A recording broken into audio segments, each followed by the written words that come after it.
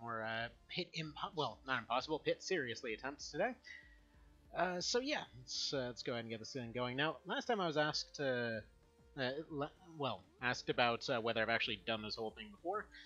So there's actually a thing, I believe it's over here, that you can actually show off stuff that you've already done. Where is it? Should be on here, I think. There we go. So yeah, done this before. So I made it to the bottom of the pits with Warrior on seriously. But again, that was that one where it was at level 100. So we're not, we're trying to do that completely from the very start. And I actually got asked what the blue room was before. So I'll once we run into the blue room, I'll kind of explain it a little bit better. But the long and short of it is, there's a function in this that actually tends to turn off a lot of folks that are kind of more into more traditional roguelikes, in which, there's essentially a room that every few floors, so like 5, 10, 15, 20. Actually, no, I believe it only goes up to 15.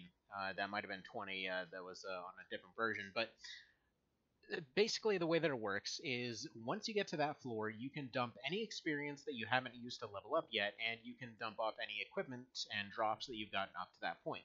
Which means, for example, if you ran the Warrior there several times, you'd be able to, like I did on my level 100 run, start off with 3 Karazens, or, like let's say you just get a whole bunch of food in there. Let's say you have him level up his cooking all the way up to 45 from that blue room. And so basically what you do is you just keep dumping items into there.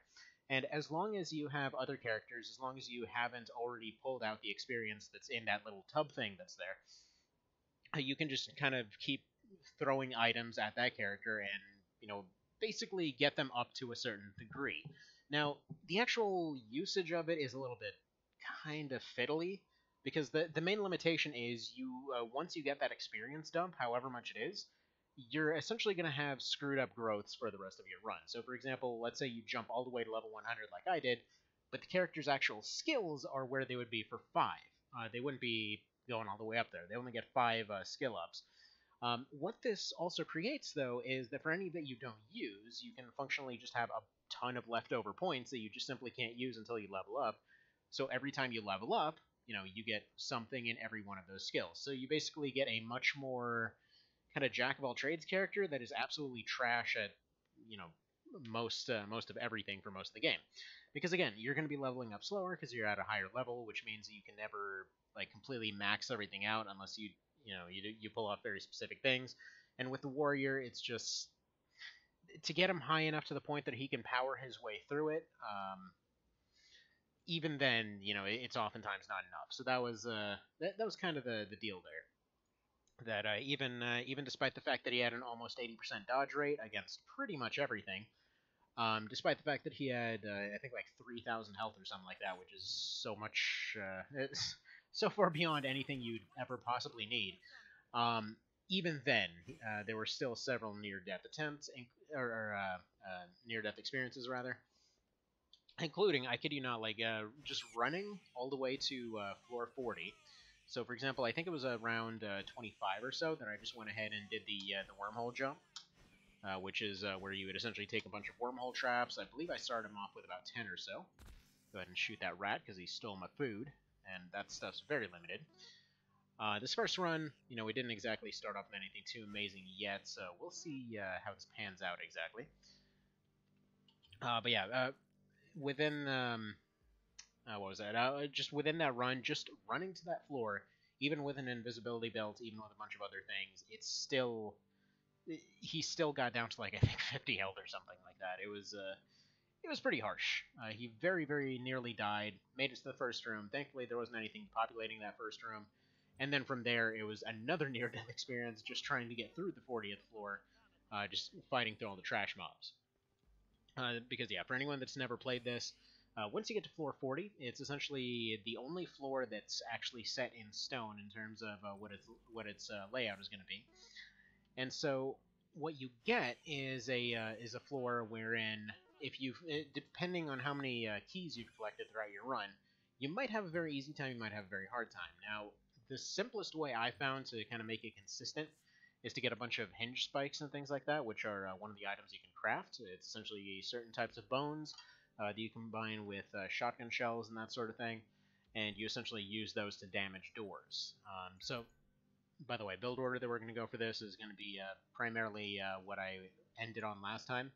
So going foraging, going brains, going pistol, because you gotta have pistol for this guy, and I think we'll go lockpick, because weapon lockers are going to be kind of his bread and butter in terms of stuff he's absolutely got to get before the very end.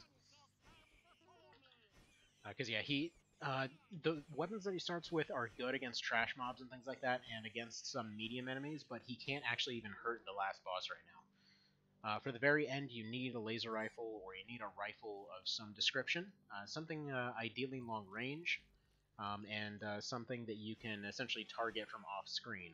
Because the simplest way to do it is, for example, like let's say that door up there was how it would be. So you would take a rifle or something like that, and then you would essentially go all the way up here. You would try to target him out of your line of sight, and then you would essentially just keep firing at all of the different units in that room at a range where they can't even hit you, because they can do something along the lines of, like, I think 1500 plus damage in a single round if you decide to sit there and fight them, which is more health than anybody would reasonably have by that point. If you've got, let's say, like power armor or something like that, and maybe something like a Mason rifle, you might potentially be able to go toe-to-toe there, but realistically it's not going to be happening. Also, didn't mean to pick that up, that would be the floor key. Basically, the floor key is just something you never want to pick up, which on this floor it's fine, but it's basically an item that automatically unlocks all the doors, as it would sound like. In most cases, you don't want to grab it just because he'd be getting experience from opening up those doors, and if you're looking at his lockpick here, he starts off at 6, so a functional score of 14 right now.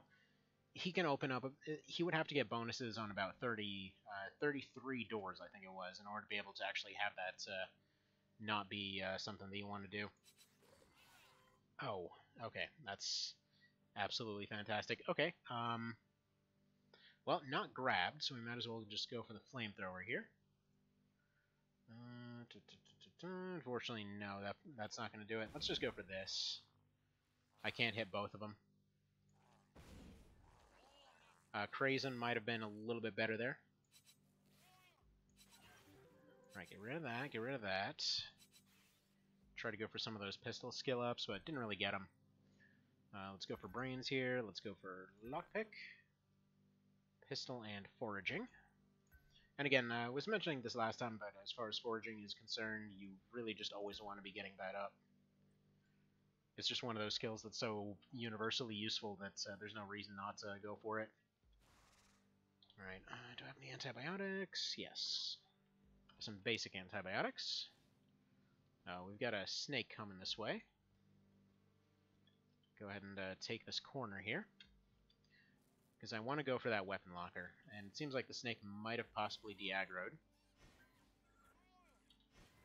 And I'm going to keep trying to use this arm blade for the time being. Wonderful, there's that snake.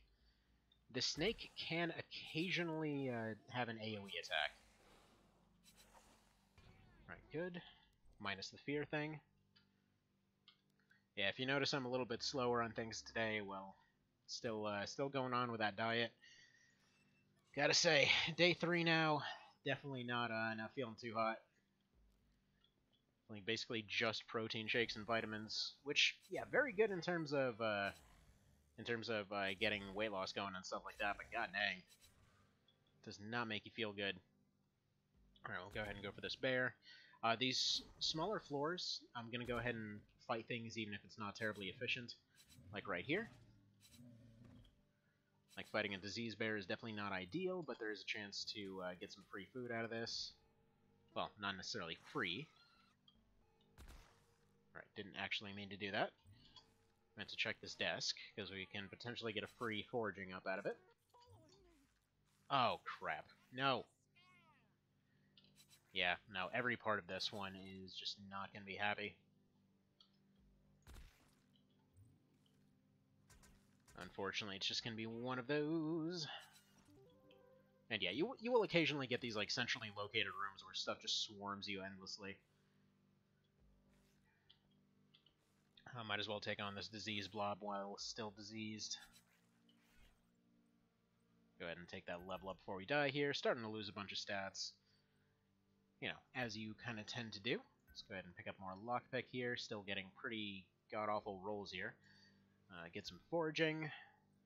So that's up to a 30% chance that we'll be able to get an extra drop out of something. I mean, it's not necessarily 30%, but pretty decent anyway. Let's see what this door does. That's a healing door. The healing door I do want to identify. Everything else doesn't really matter too much. The two doors that I figure are most relevant to this guy on a seriously run are going to be your item destroyer door and your healing door, because the healing door gives you an emergency backup plan. The item destroying door just gives you a place that you're never going to go through. Unfortunately, there's still no item that allows you to identify it. Even on the fan mod, there's no item that allows you to identify door traps. Why is anyone's guess, especially considering one of them there you would only really identify by dropping your entire inventory. Honestly, when you have to include an entire button to drop all of your items just for the purpose of having one little funny gimmick in there, maybe it's not worth it. We'll just go ahead and throw a frag over here. Good. That was mostly worth it for the experience. Let's go ahead and reload this.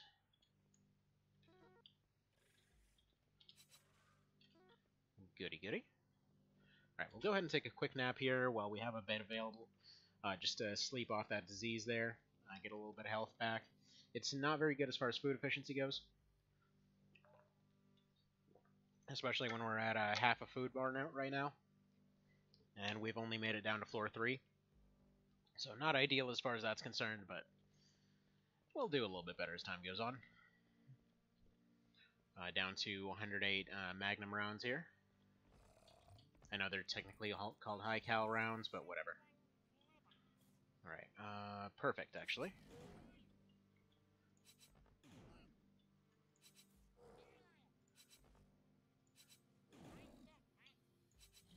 Alright, come on. Hit him. Yeah, they've got really high evasion while they're invisible. Now, unfortunately, these guys absolutely suck. They just keep spawning and spawning and stealing all your stuff.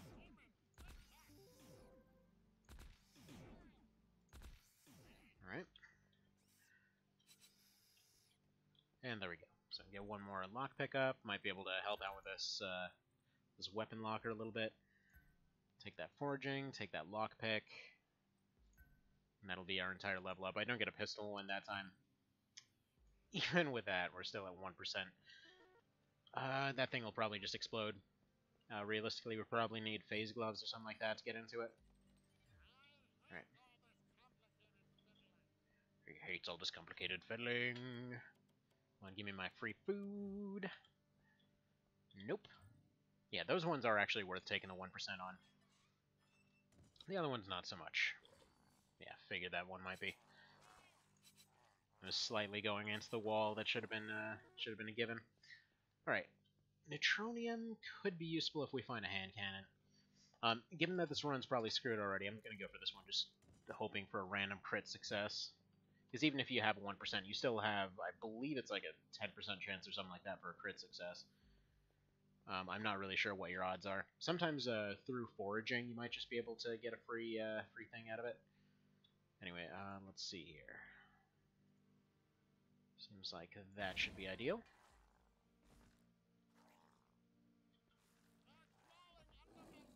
Oh crap, paralyze, yeah. Paralysis with a Protean in the room is just never good. And yeah, we'll go ahead and fire one more out there.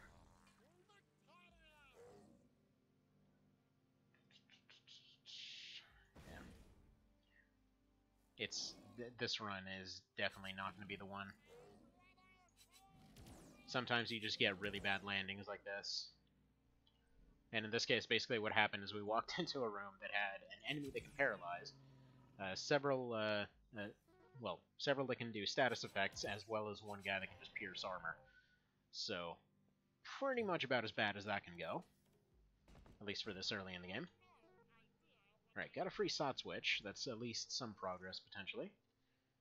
Armor's down to 74%. And a Cyber Jaeger already. Alright. Alright.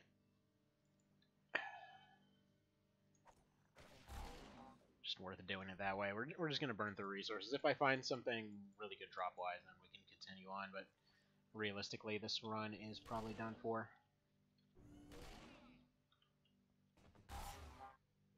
Yeah, there's another one.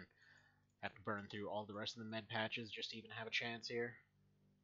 Just a chance of even getting out of this room.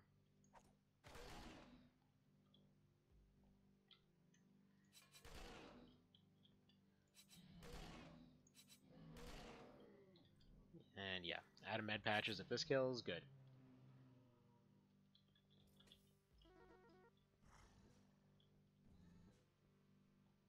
And we've got another robot coming up somewhere. Absolutely beautiful. Well, we don't want to be going there.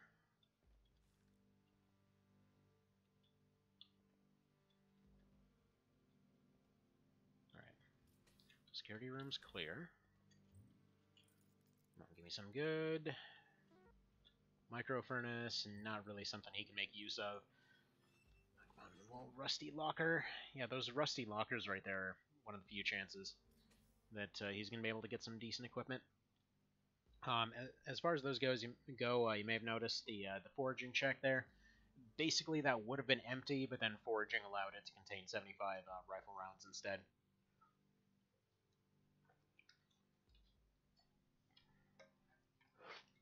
And yeah, just the thing is, when it comes to lockers and all that kind of thing, it's just foraging is absolutely a must. All right, well that's fine. Tried to use a computer, got electrocuted.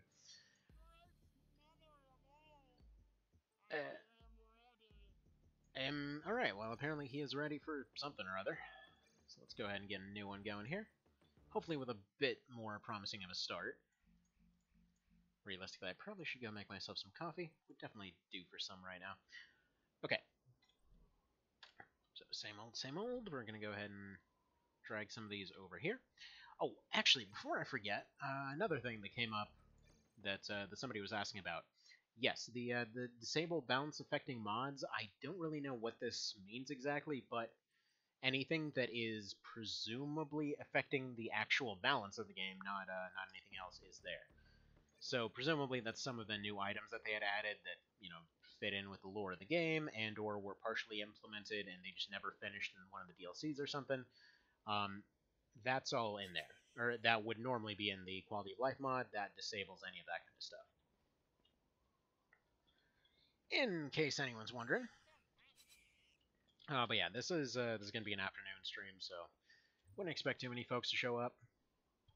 It's probably going to be pretty quiet on the old discussion front. Alright, and swing a sword around for a while. Yeah, this is just the mash F floor, basically. Sometimes you'll get robots here. Those times suck. Especially the early versions of Seriously were not even remotely balanced. Like right now, this latest version is definitely possible. There was a time when you would actually have completely unlimited spawns for... Well, not unlimited, just completely untethered spawns for everything. So, for example, in Floor 1, you could have a friggin' Warbot spawn, and that's the thing. There's no character, no matter what, that would be able to survive a single round against a Warbot. Like, even the Mercenary, which would have the highest odds of doing so. I think they start off like 75 armor. I think, actually, it might be 80. It might be 80 armor. I think they have the highest health to start off with, and they have a weapon with some pretty decent penetration. They'd be able to last a couple rounds. I believe they've got some insta-health items, so they might be able to last maybe 3 or 4 rounds. But even then, they just wouldn't really have the damage to actually beat a Warbot. The thing just has too much health, even with penetration, it wouldn't be realistic. So, yeah, it was one of those kinds of situations where there was literally no way to beat this difficulty for a certain amount of time. And so at this point, I think it's like 5 floors ahead for the enemies, like compared to easy or normal or something like that. I think it's something like 5 floors ahead, and then basically you end up taking about twice as much damage and doing about half as much. Though I will say the player doing less damage, not necessarily as noticeable in a lot of cases. It'll sometimes take you one extra swing, so it matters more in the long run than for each individual fight. Alright, what do we got here? We got this guy. That's going to be the biggest threat, because he might potentially ruin the room. Oh, son of a dick. Okay, well, they tried. Okay, Hiver cheese, that's fantastic. Don't like that security bot over there. Oh, come on now. So yeah, this would normally be doing like 10. This is doing about 8 now. So yeah, one bite from him will be enough to be fatal. So we're going to go ahead and just go for the level up here. He might still insta-kill here, even despite the extra level. Let's see, let's take foraging, and let's take lockpick. Because more than likely we're going to find more things than we're actually going to be able to craft, so it's not worth going for some of the fancier ones. You know, in fact, I'm going to go for a HE here. Just because, yeah, he could potentially be fatal. And obviously, that's not ideal, especially because we got a somewhat promising start here. Conveniently, all of that disabled whatever this was. Alright, plus we got another level up out of it, so let's go ahead and take that brains level up.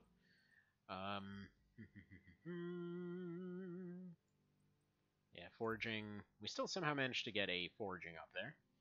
Convenient. Yeah, let's take pistol. And let's take lockpick. Could potentially go for mechanical one of these days, but probably not worth it. But yeah, those guys will, or rather, this thing can still potentially do really good damage, even if it is a really high difficulty. Because he can do 26 there, which is going to be about equivalent to assault rifle damage off of a pistol bayonet. Oop, didn't mean to do that. So it's pretty handy is what I'm trying to get at.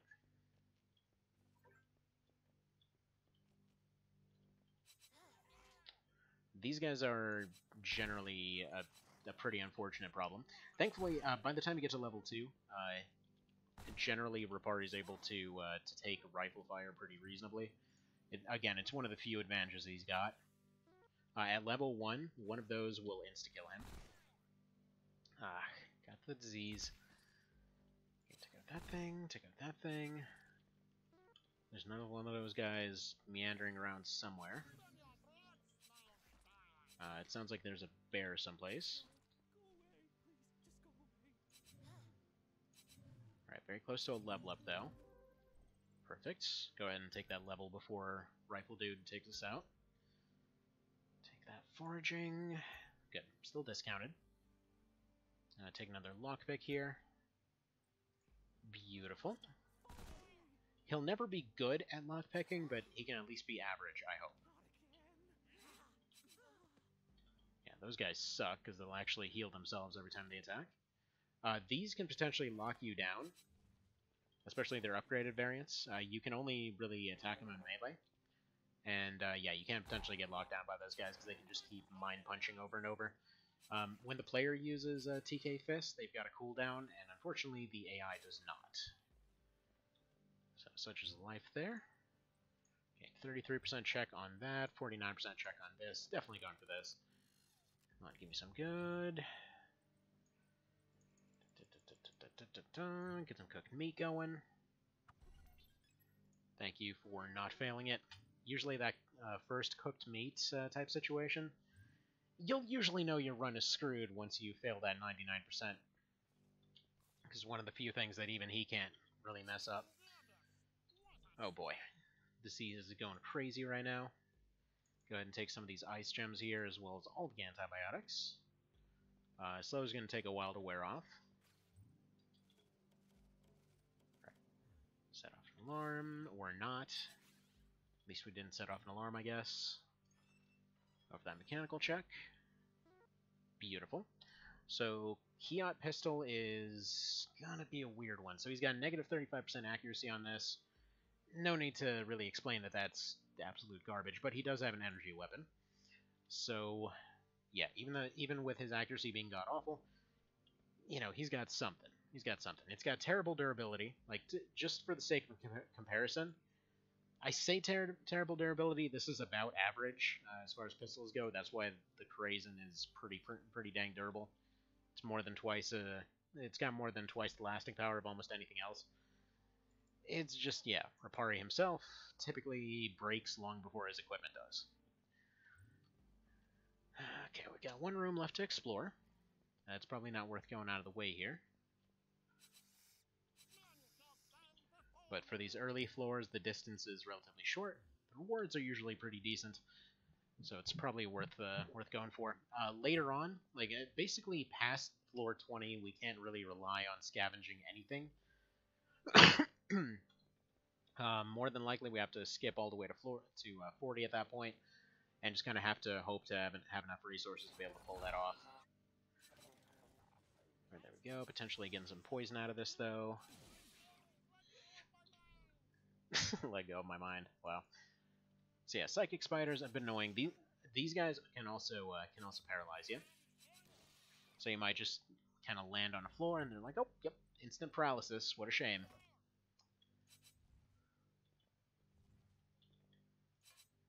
Alright, here's this stupid thing. Man, these things are annoying when they decide to run away. Sometimes they'll just approach at an awkward angle, and you just gotta deal with it. It's like right now, I need to go up there and deal with this thing, deal with everything else. But it's unreasonably, or it's unlikely. I mean, at least we got a free mechanical check out of that. But yeah, it's unlikely to succeed because I have to keep, following those guys around. Poison gas trap, I might go for that later, just to potentially get a free trap up. Because trap level ups are few and far between, and I ideally want to get at least a few free level ups out of that. Largely because traps, again, wormhole traps are going to be really useful. Okay, we'll take lockpick, we'll take that, we'll take our foraging, and then take that pistol. There we go. Rare to get a full efficient level up out of him, but that worked out just fine. Okay, got some high cal rounds. We've actually got more than we started with, finally. We'll leave that door alone for the time being. Nothing really worth pursuing in there, so I'll just go ahead and skip that room. Alright, we got a security room down there. Hiver guy is probably going to go in there and call for help. That's annoying. Yeah, I was just going to sit there and take the hit, because I want to go fight this guy in melee. Alright, take out that one first. And you might be wondering why I haven't been using the Kiot. Basically, I might have to unload that thing in order to recharge the Hiver multi-tool. You can unload the battery in those things in order to use them as a battery for something else, but only if they're fully charged. Right. That is more than likely a fake, so I can go ahead and safely do this. Called it. Probably shouldn't have wasted them both there. Perfect.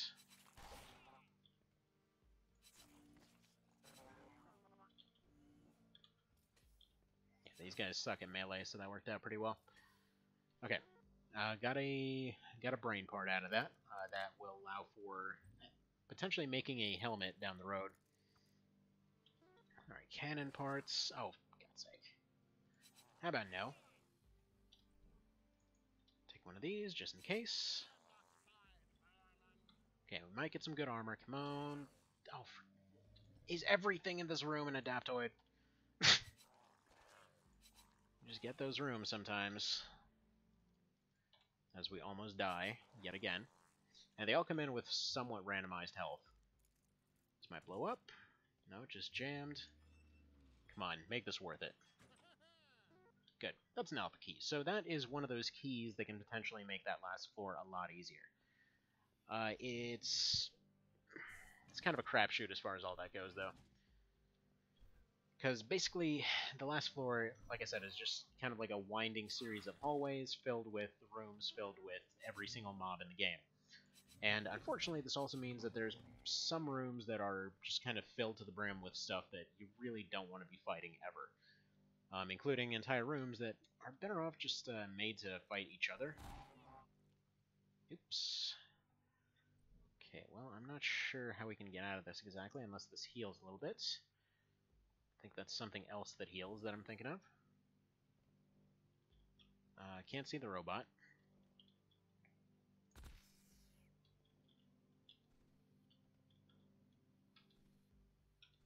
Gonna spend a few turns waiting here, because I can't pass that hallway. Upstairs might be somewhat safe. I was trying to pass this room, but I guess it's actually worthwhile now, because it's got a bed in it. Ooh, off nuts. Okay, those heal, but have a chance of insanity. And we'll go ahead and take a nap here, which sucks to do this close to a level up, but need at least something. Ooh, thank you for the follow there. Greatly appreciated. Thank you, Serva. Good stuff there. Alright, so with that nap done, unfortunately we're back to half a health bar again. Gotta love when a bypass circuit only increases your odds of succeeding to 2%. Just amazing. Going for a free computer level up on that one. Okay, so nice little disease bear there. Take a few shots on him because I don't want a disease right now. I want to try to approach that room at full health. Didn't need that nap, it turns out. Okay, let's get pistol, let's get lockpick, let's get foraging, and what else do we get for free? Yeah, foraging, thankfully, is one of those ones that tends to be pretty nice at auto-leveling itself, because A, you're getting points up just for... you're getting foraging points just by, well, using it pretty much constantly, which also means you can level it up efficiently every time. It's nice, it's nice. You do occasionally have to spend 2 points on it with this guy, but oh well. Okay, a Bordox is one of the best items Rapari can get, because his cooking skill is abysmal and his food rate is disgusting. Which basically that thing will increase your cooking skill temporarily, or your biotechnical skill, but you know it's cooking. Let's go ahead and set some fire there. Yeah, that looks about right there. So that should deal with him. I don't want to be getting knocked into Berserk here. Let's go ahead and burn these two guys in a hopefully ideal manner. Actually, I just screwed this up, I noticed. Okay, let's go for probably an HE here. Pop that sucker right about there. Beautiful. Okay, come on, please be worth it. Funny part is, with this guy, even like comparing him with the Marine, for example, with the Marine, you'd at least have enough points to be able to go and invest into any of these here. So, for example, Life Sense is really useful. Basically tells you when there's going to be adaptoids. Manipulation for dealing with traps from far away. Berserker for setting a bunch of stuff to fight themselves. Heal to get a little bit of free heal. Mana, which was kind of the strategy I was going for earlier on here, but ultimately ended up skipping out on that. Mecha Sense, not really that worth it. And then Psy Shield is one of those ones you also typically would want to go for with a character like this.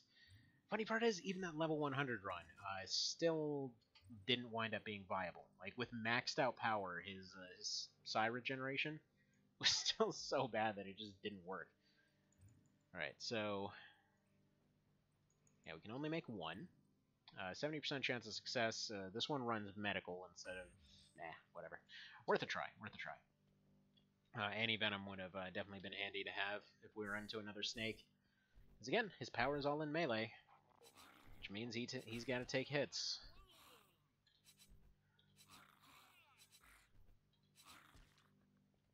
Alright. Beautiful. That's what I wanted out of that room. Man, what is this? Friggin' Mark III already? Beautiful. Of course you're an Adaptoid. Why wouldn't you be? Shouldn't have charged in there. I know. I know. But one can hope. Okay, that's the last kind of oh crap button. At least the one nice thing is he ends up having so many potential, or such decent potential armor that he can just kind of faceplant through a lot of these scenarios here. Alright, 50% chance, failed. 50% chance, fail. Are we gonna fail again? Awesome, so Neural Scrambler, we don't want that. Where are you? Yeah, reduces psionic skills by 1 to 3. You should learn from your own mistakes. Well, that's the thing, right?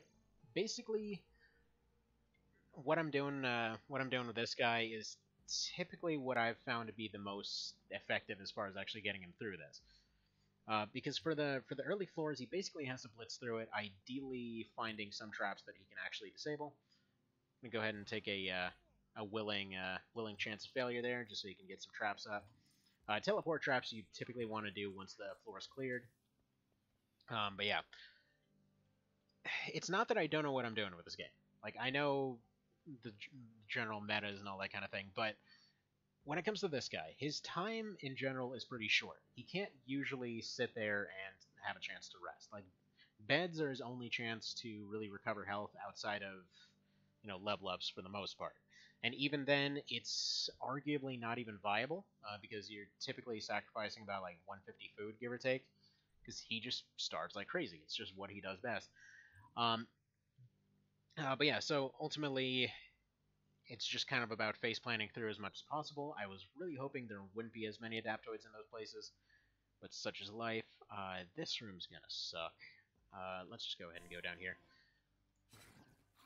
I don't even want to engage that red one yet. Right now, his health is probably too low to really make this work.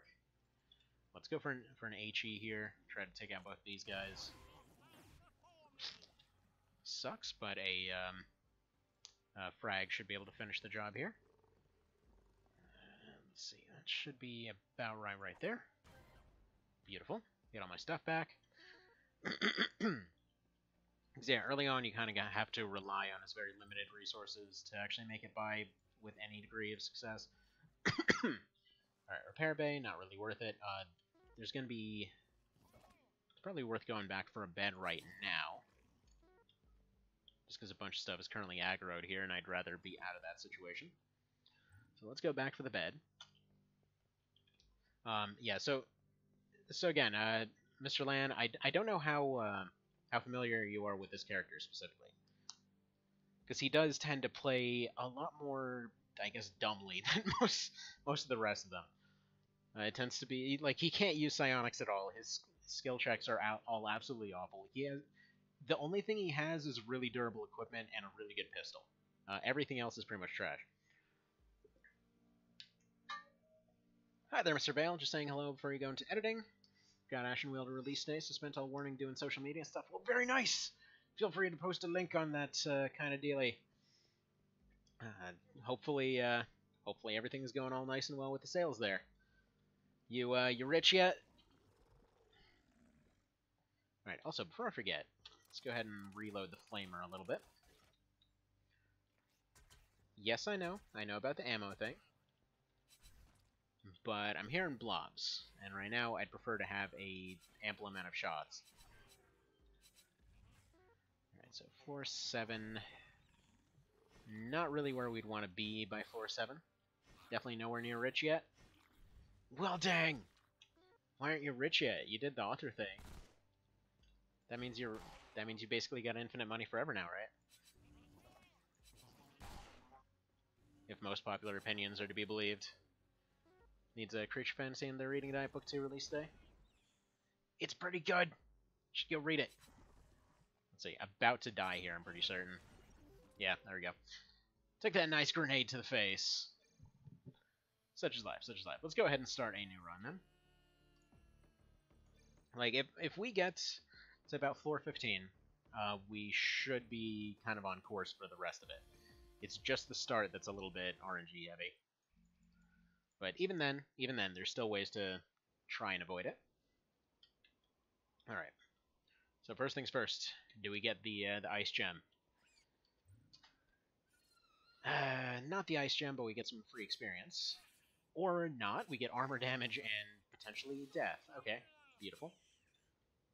Didn't even get any skill ups out of that. Dandy. Nice and dandy. So yeah, the nice thing is here, you can potentially get a foraging up, as well as getting a level up, but oh well.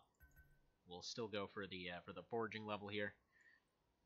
There we go. Take foraging. That's an okay roll.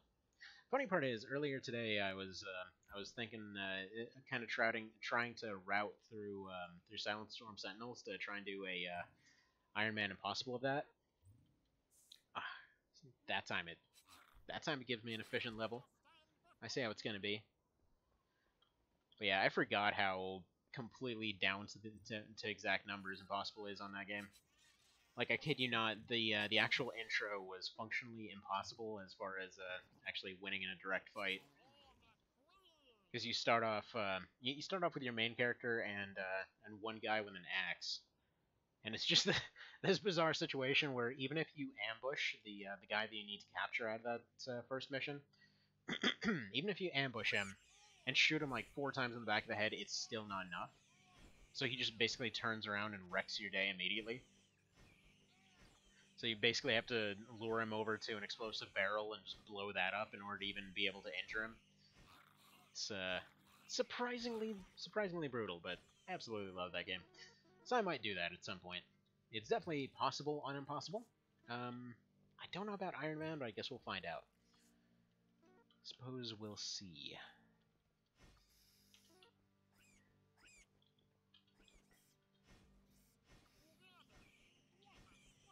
Alright. There we go. It's a decent starting room. Didn't have too many heavy enemies.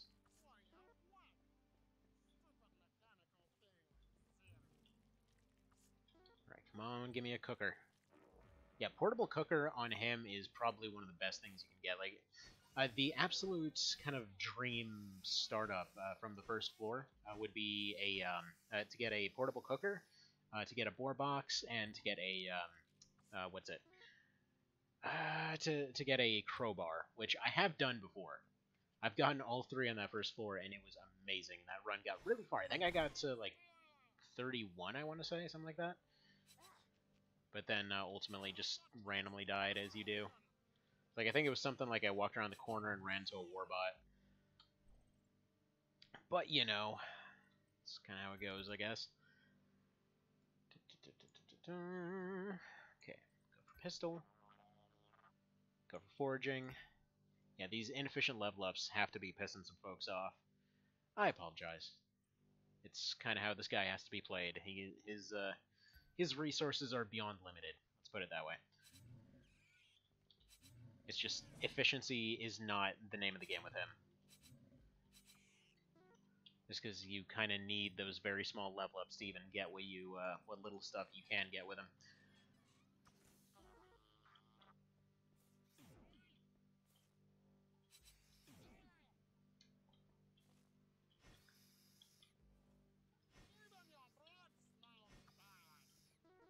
There we go.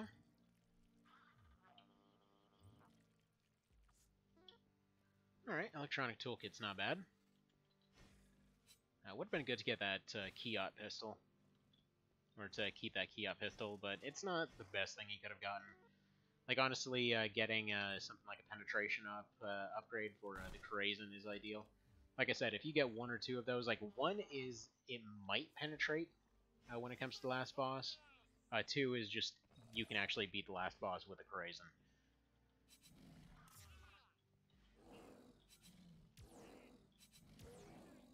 Right. Could you hit him, please? That'd be quite handy. Probably got pretty sucky ranged accuracy right now.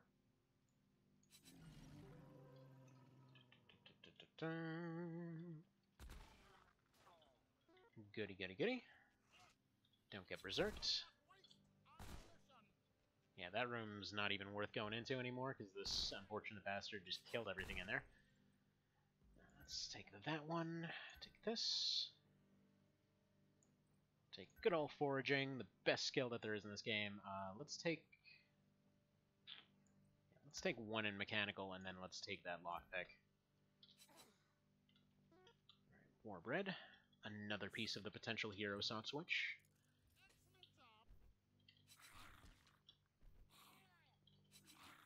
Thankfully, these bats are basically just free experience. Definitely not one of those ones you have to worry about with him. though you'd think his brain would implode. Funny part is, by the way, I was mentioning earlier that his psionic stuff is just something that he can't really focus on. At one point, I actually considered getting his power up to some degree, despite the fact that he can't use it. His power is actually dangerously low. So, for example, if you run into radiation and poison and disease at the same time, he can just die of that. I actually have gotten to the point where it's dropped to 0 because he got a bunch of status effects at once. And yeah, he just basically died of his stats reaching 0. So, for anyone that didn't know yet, Betrayal at House on the Hill rules apply here. If your stats hit 0, you just die. Alright, that's pretty sucky. I'm actually going to use a grenade here. Because I need these gone. Basically, that wolf has a chance to paralyze, and that would have resulted in death here.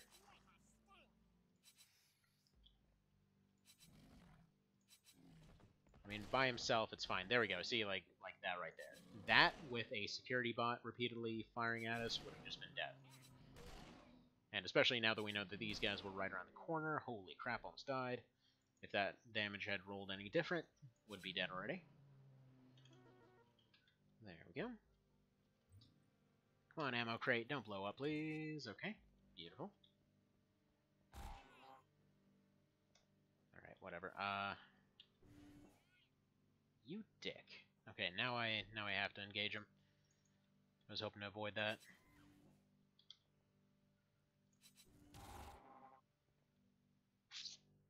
Every part of this situation right now.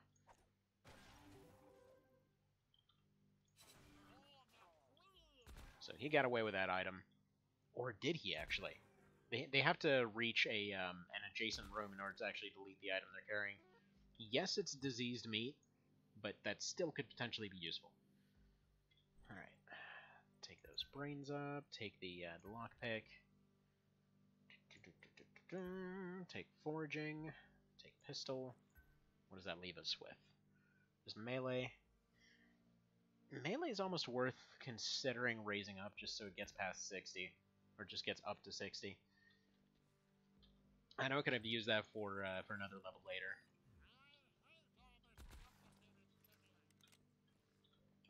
But yeah, it's not necessarily a bad thing. Alright, burninate you.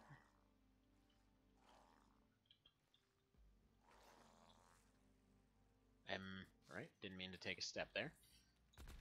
Let's go ahead and take 2 shots, why not? Hi there, Mr. Cow. How's it going? Come on, lockpick. One of these days that 27% will roll and it will be amazing. And we'll actually get items. But yeah, so far we're on the 3rd run for the day. Yes, they've been dropping quick and dirty today. You dick. Okay. Oh, you're going for that box HUD. Blows up the box. You'd think that would blow it open, but no. Alright. Let's go ahead and move on here. At least on the plus side, like, I enjoy playing with this guy just because even though he's terrible, he does give you an excuse to play somewhat mindlessly. It's like you're still going through and running into the same sort of things you'd normally run into as far as efficiency goes, but it does give you an excuse just to kind of faceplant into stuff. Because he simply can't afford the points, for example, to do life sense and other stuff like that. We'll go ahead and break this door down. I don't really want to see what it has to deal with. I'll go ahead and pop this one.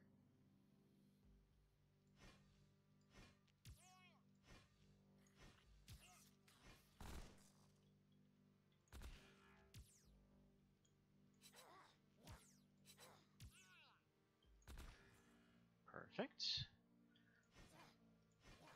Yeah, I was mostly going for those right there. Those combined with that computer brain part thing basically allow you to make a instant identification item. Oof. Well, dead. Alright, that thing had a bit more damage than I would have hoped. It's gonna be one of those days, it seems.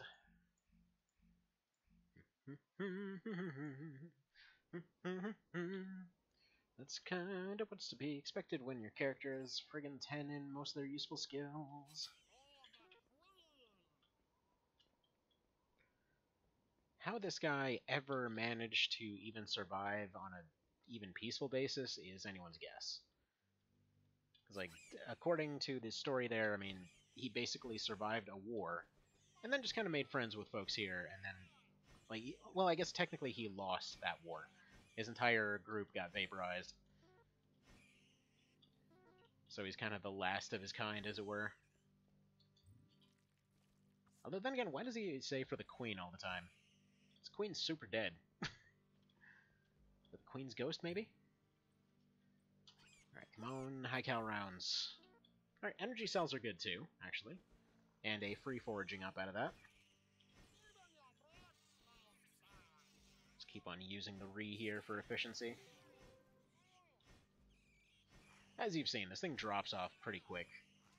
It can only do about 10 damage, give or take. And typically everything starts having about 30 health by the time you get to floors 3 to 5-ish. And there's the argument to be made there for not playing this in fast mode, because then you'd be able to have more floors with easier enemies, more potential chances to loot, but then again, the end game is that much harder. The reason that I prefer playing on fast mode here is just simply because he can potentially do that big ol' skip all the way to the end, which potentially allows him to do much better once all's said and done. I mean, longevity is this guy's enemy, so do what you gotta do, I suppose. Yeah, if I were to go for resistance, the closest thing he could get, like, empathy, it would take about somewhere between 5 to 10 level ups, depending on how things go. Telekinesis, he might potentially get in 5 levels or lower, just as far as getting manipulation and stuff like that. It's just not worth it. The only one that seemed worth it was Manifestation, just because he's got nothing else to really spend his psi on. So if he had Manifestation, he could at least eat his own brain, which seems weird to say, but whatever. It's functionally what goes on there.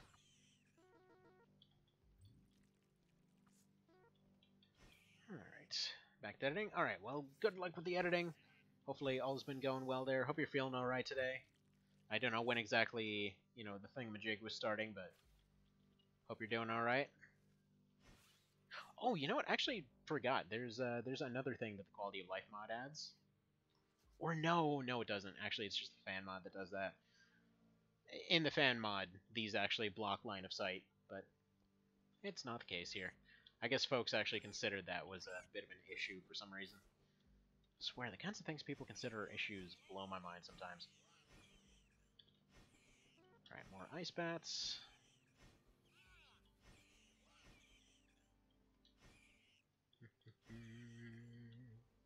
Just leave that sonic module on the ground. No real need to go back for it. I mean, if we go back that direction, I'll pick it up, but more than likely it's just going to stay there. It's just, sonic modules are one of the few items that you always wind up with too many of. Because you basically only use it for Humgum, which is an item that allows you to snap out of a lot of effects instantly. So that stuff's really useful, but in order to actually get the items for it, you gotta be a good ways in. Typically, you're going to be at about floor 10 before that winds up being useful. It's not a good time to miss. Spider, stop being a dick. Alright, that's fine. That's fine. You weren't expected to succeed, Mr. Apari. You rarely ever do. It's just a sad fact of life. Okay, there we go. 1-1. Where's that foraging?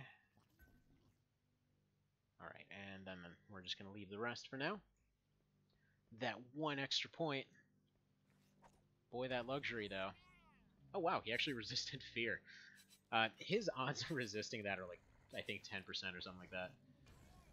Oh, man. That's why these guys are such a massive problem. And what's funny is they're a problem for everybody else, but they're especially a problem for him. That guy's going to go and instantly heal himself somewhere. He's going to go find a medical bay somewhere. Alright.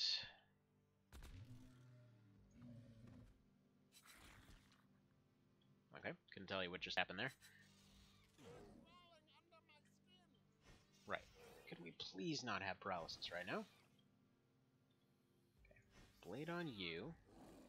Yeah, another paralysis. The way that that move works, by the way, it's the fear move. It's not actually paralysis itself, but it basically has a critical success to give you paralysis. Otherwise, it just inflicts fear.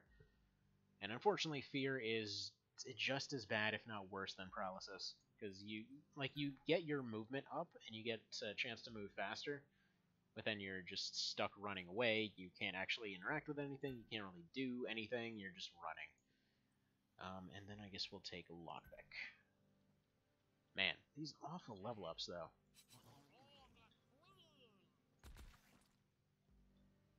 Oh, guess he didn't find a med bay. Good. Ooh, misclick. No, I don't know why I'm bothering to go pick up Ancient Herbs. He's never going to be able to make use of it. You can make what is functionally KFC out of him. Okay, I'm mashing escape, but it decided not to let me back out of it that time.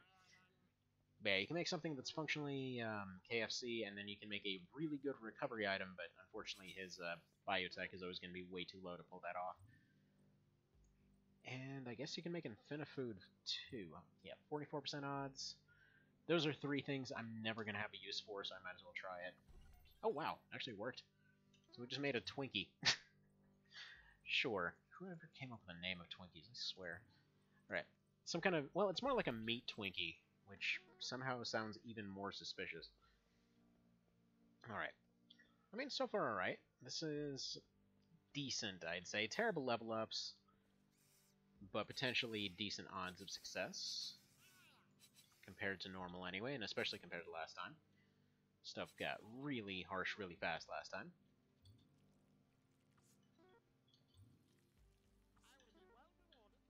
Bacon! Again, I don't know who's rewarding him. How would he be rewarded? Okay.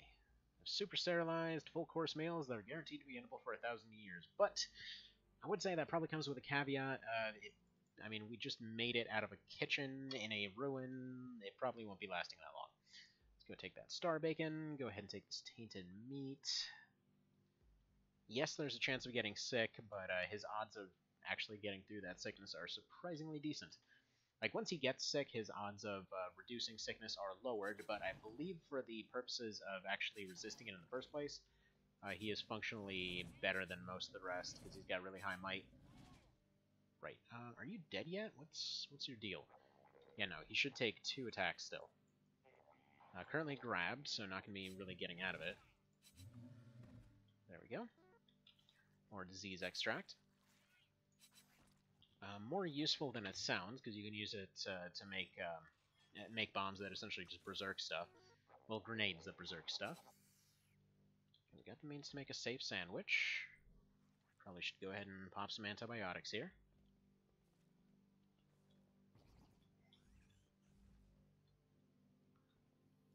I was hoping not to trigger all the enemies, but oh well. Would rather have to fight a robot than potentially deal with a Protean melting all our stuff. Oh, dang it. Why you gotta have such low health, man?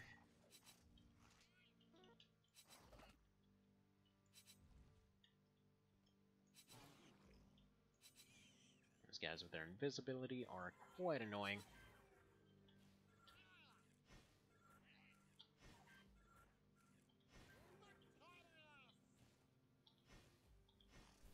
Alright, shanky, shanky, shank. Oh my goodness, why would there be a snake? Of course there will be a snake. Okay, options here. I can either try to heal up and take a turn here. Try to grenade and hope that we have just enough experience to be able to get through this. Just a straight attack will definitely kill.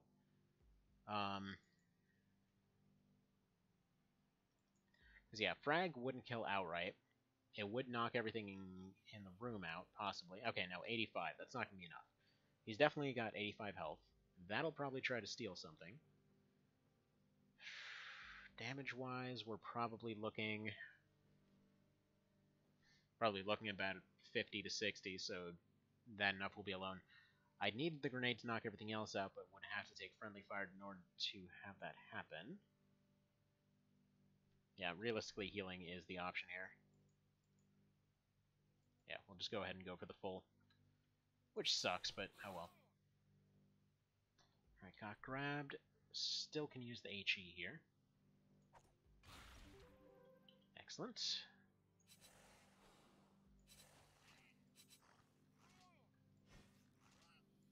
Come on. Beautiful. Okay. So I'm going to clear a couple rooms before we actually take that level up.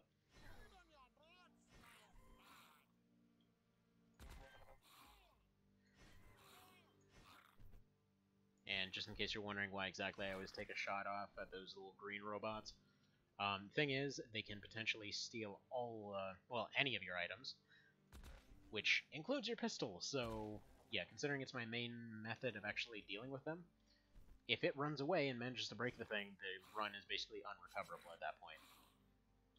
Like, I'd basically have to find one in the next room, otherwise be completely screwed.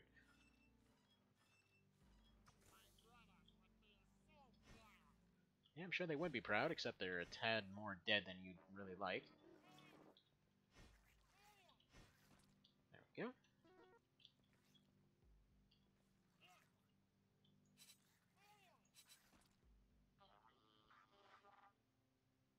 Alright, we've got some coming around the corner. Might as well take the level up right now.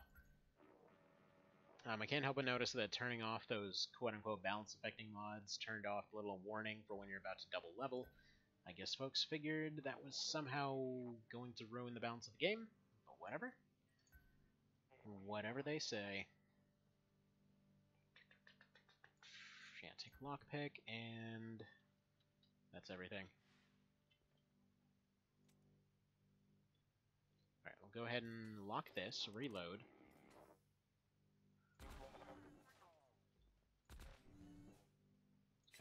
Oh, what the hell kind of misclick was that?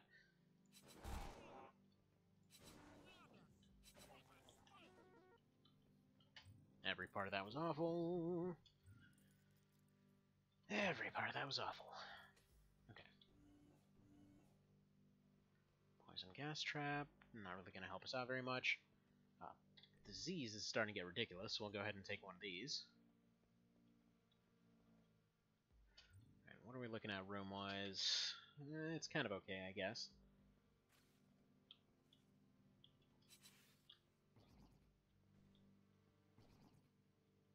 There's no sense in fighting that bear. He's just not worth the effort. Okay, and if the disease could stop worsening, that'd be fantastic.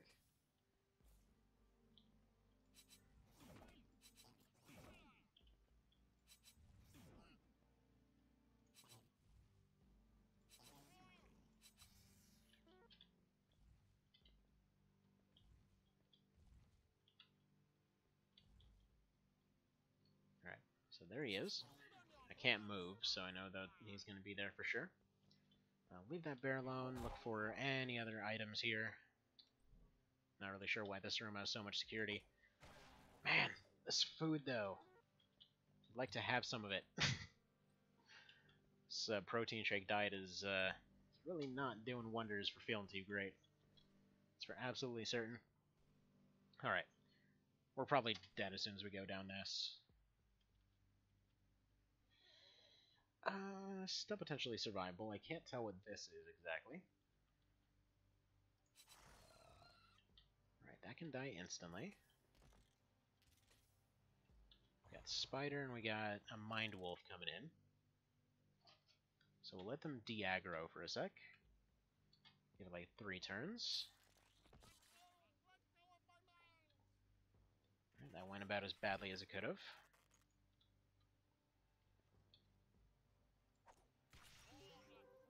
Excellent.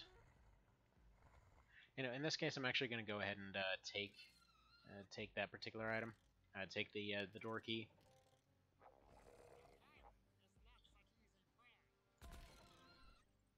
Alright, take the level up. Potentially get up to 50 brains. At least we get our stats up, even if we can't really make use of them just yet. Take the 2 for foraging, and take that 1 for pistols. I mentioned this last time, but the main thing is actually durability for the pistol. It's less damage. Or it's less for the sake of damage.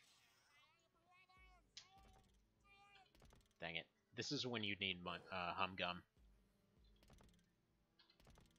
Because right now, my guy wants to run around the corner, and I don't want to be there. This could potentially last, I think it's like up to 15 turns, too. So it can completely ruin you, and there's no actions you can take until it passes away. You can only eat hum gum. Actually, it's hum gum. There's some other instant recovery items you can take. But the only way, and part of the reason that I don't up resistance, which you might say, oh yeah, just get resistance up, get your mind shield up and everything. The odds of not getting ambushed, honestly, in most cases, you're better off just fighting through it. Because, again, he would have to dedicate a lot of points in order to be able to even get mind shield in the first place. You have to know that they're there in advance in order to use it, and more likely than not, it's going to be quicker and easier for him to just try to fight the thing than it is to actually get mind shield. Alright, got a medical room here. So it can be simple, kind of. I'll go ahead and take on these bats. No, I won't, because there's something with a gun in there.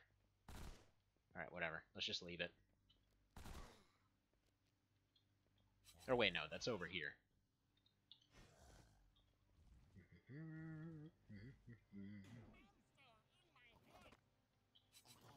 Okay, blob thing, you are terrible. Definitely want to move. Don't you... Absolutely terrible person. Do I have any insta-heals? I don't think so. Alright, just gotta hope we survive the fire. Okay. Drop a firebomb. Survive the fire. Watch this just randomly crit fail and explode. No? Okay. Okay, we've mostly survived the fire. Given us lots of cells, so I guess we'll go ahead and use one of those to recharge this thing. And let's see, do we have a bed nearby? No. There's one in the left there, but I can't really make use of it. So let's go ahead and take a look at this awfulness. Just look at his regeneration rate here, okay? So we're at 331 when we're starting this. So yeah, he's dropping about 6 food for about 15 health, give or take. And yeah, his regen rate is absolutely just the worst. I believe it's actually the worst in the game.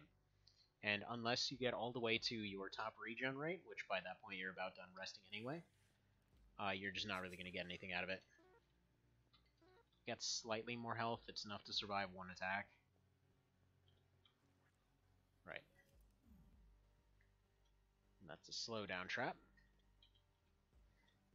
And you might be saying again that, it's more efficient to drop all of your equipment before walking through it. And yes, it would be. It's the way that you're supposed to do it. But if we're doing everything fast and loose anyway, why not do it that way? Alright, at Disease 3, I'm better off taking another rest break here. It's just resting is completely inefficient with him. You're recovering so little for so much food there. I mean, the disease is cured at this point. I might as well let him sit around to 100 maybe.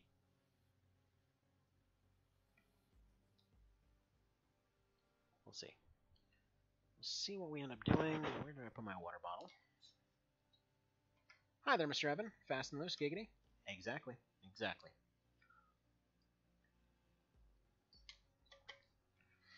But yeah, mostly lots of discussion over being tired, wishing that I could eat food, and, this challenge being weirdly appropriate for that, because I keep looking at all this food like, man, I really want some of that. Though, really can't argue with results.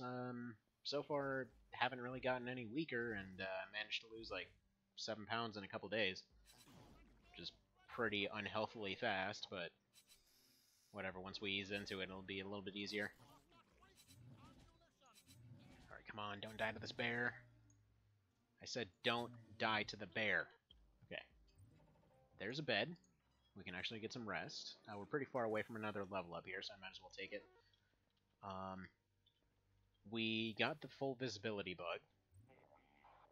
only for that room for some reason, so I can tell that there's dudes in there, or that there's good items in there. Looks like a repair station and at least one weapon locker.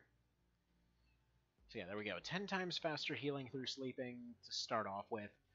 It's still not super great. So what kind of diet are you on?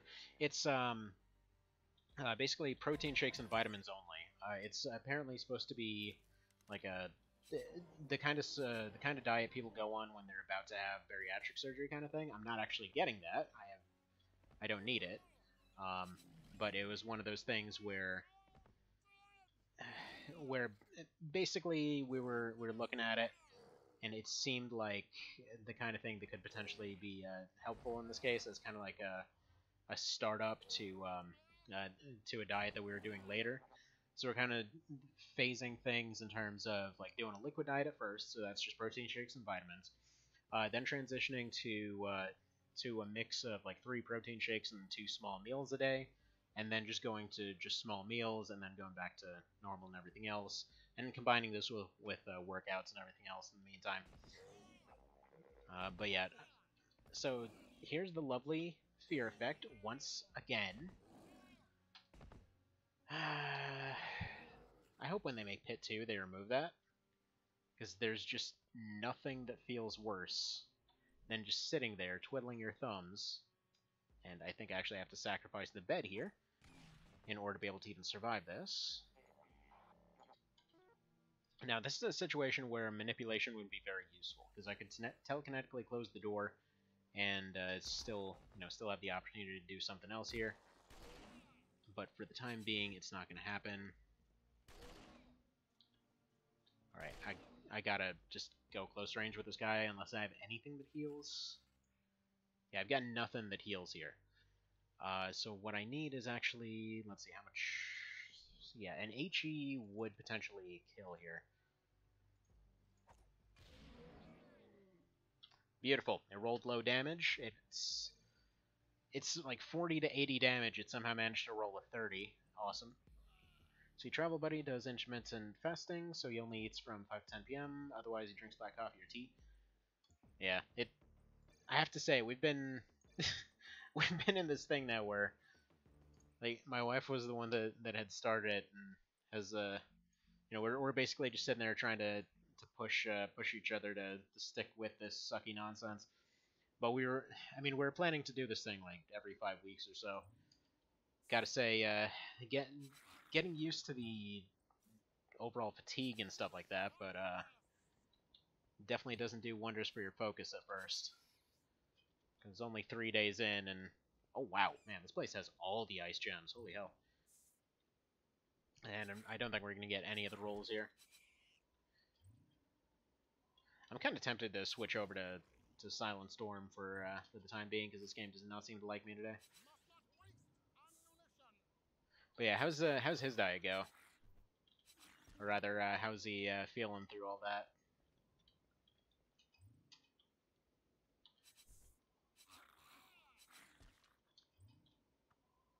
Wow, 1 ice gem out of what was that, like 12 attempts? And I guess the numbers are accurate. Alright. Let's go ahead and take this level up. Go for pistol, go for brains. That still feels like the way to go. Well, actually, I guess it's kind of back and forth. So, going for might would make him more likely to resist and stave off diseases and poison. Going for finesse would make him more likely to be able to pass skill checks, or half of the skill checks, whereas and make him more accurate. Whereas brains allow him to be more likely to detect traps as well as do all the rest of the skill checks. It's just brains are all the skills that he's bad at, so I figure if he can raise all of them at once, it's probably the way to go. Plus, it's also the thing that affects foraging the most. So that's always nice. So he's been doing it for a while. It sucks for the first 4 weeks, but otherwise it's fine. Lost a good amount of weight. Yeah, I mean, so far I have to say the weight loss has been faster than when I did CrossFit. And that meant, like weight-wise right now, let's see. Went from 217 to 212 as of today. Or it was like 217 something to 212 today. like in the course of just a couple days. So definitely can't argue with the results there. Again, my main worry going into it was just that it would, we'd have the whole muscle mass issue, but we've basically just exclusively been eating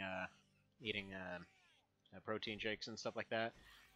And I mean, so far, don't seem to have lost anything there, so that seems to be perfectly fine. CrossFit's the worst. I mean, I don't know. I thought it was fun. It depends entirely on what you get.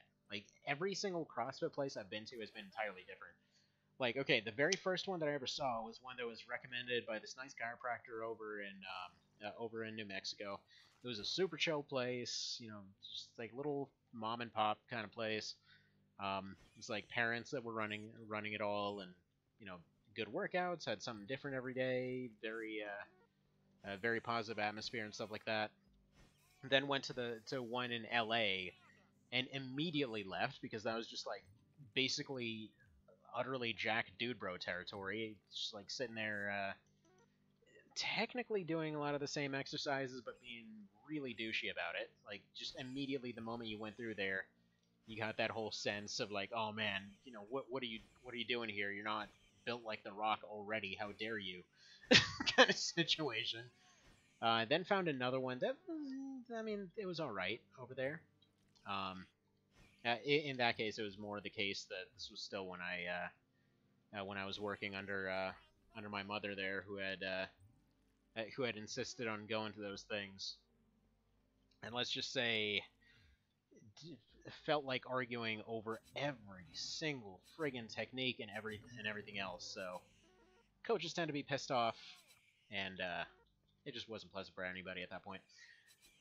But yeah, so it honestly, it's an utter crapshoot as far as those go. Some are really good, some are really bad.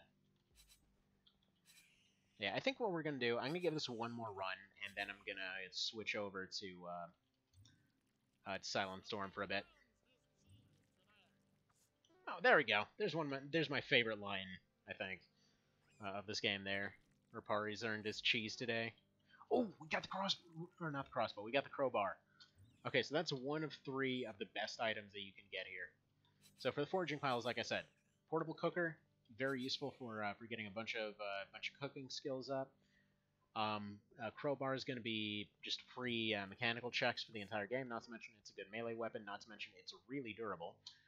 So that's very handy. And then potentially if you get a boar box, you can up cooking even more. But or boar docks. I always want to call it boar box, but it's the boar docks. There we go. Get all those up. We already. There we go. That's looking all right. What do we got here? Okay, nice, friendly first floor room. Fantastic. Or third floor room. Like, it's sad that the highest we've gotten today is floor 7 out of 40. Don't blow up. Okay, whatever. That's fine. You might be wondering why I'm going for that. It's because those ones, despite the fact that they have a chance to blow up, also have a chance to drop HE grenades, which will completely change what we can survive.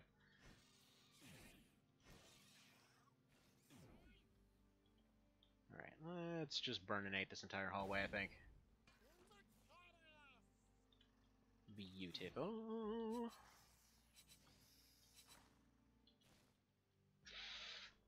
Mr. Snake, why you gotta be here? Why you gotta be like that?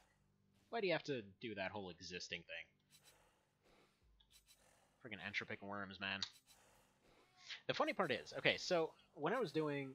Oh, you dick! Okay, well, I'm not getting that back.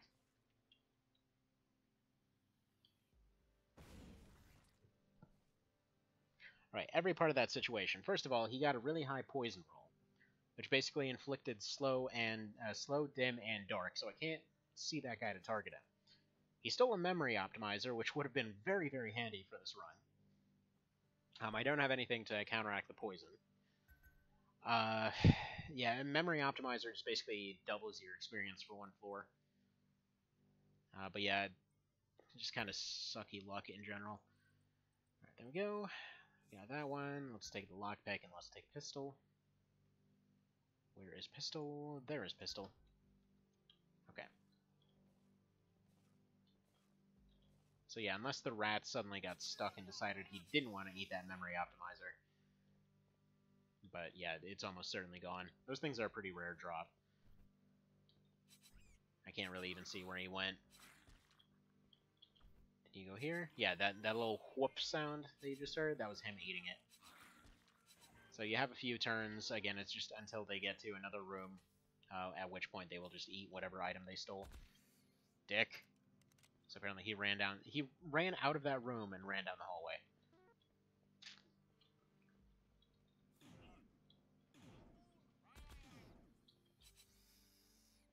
There we go. And how bad are you gonna fail? Awesome. Okay. Next floor. How bad is this? Not ideal, but survivable.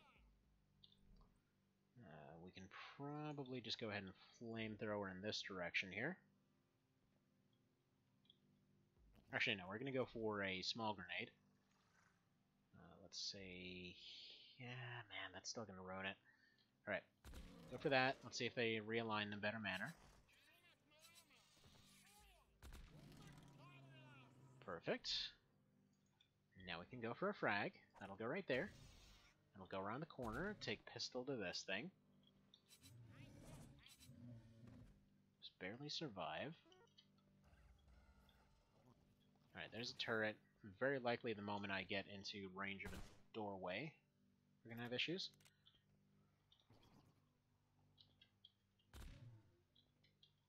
At least we didn't wind up delirious or confused or whatever else from that poison. That's another thing that can potentially happen. But yeah, if you wind up confused, you basically just don't even have control over your character anymore. They just randomly do whatever the hell they feel like. Okay. Shouldn't have risked it there. So close to a level up, but it's not worth it. Let's go take 2 of those. Go for the skill check here. Of course it would be you. Of course you'd steal the one. Ah, they're so good at stealing the most useful item right now. Alright, I need a very accurate grenade toss here, or this is a bust. Perfect.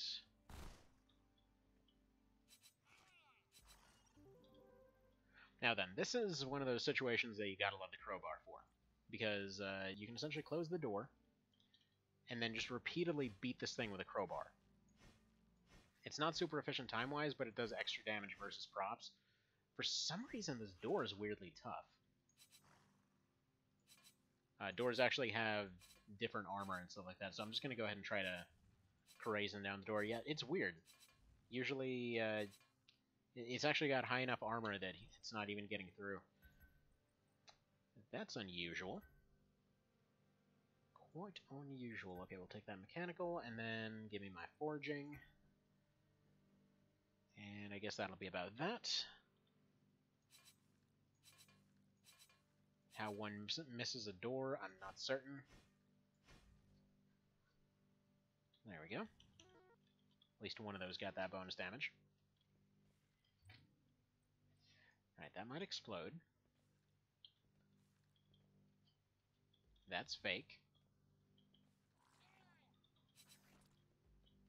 So we'll just go ahead and pop him then. And you might be asking why I'm not being efficient with ammo here. Well, simply put, ammo's not the concern with this guy. Oh my god!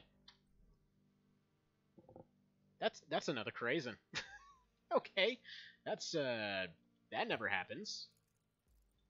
All right, this run might actually be viable. And no sense in fighting that turret. They only ever give 1 experience, and they drop pistol rounds. This thing does not use pistol rounds. Alright, we got, it looks like a outfitting room. And we got a storage room right here. So yeah, we can actually afford to use one of these as a full-time melee weapon now.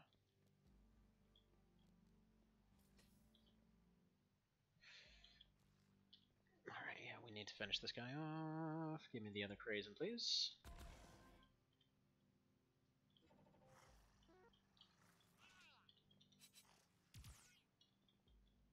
But yeah, this is a way better benefit than it may seem at first glance.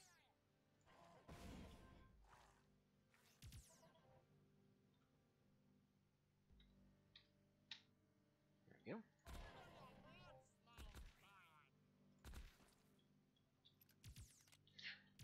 Because yeah, the way that this winds up being helpful is because you can get your increased chance of dropping ammunition, while also having the benefit of still having one that's loaded. I'm actually not sure if you'd have better odds by keeping 2 unloaded craisins or not.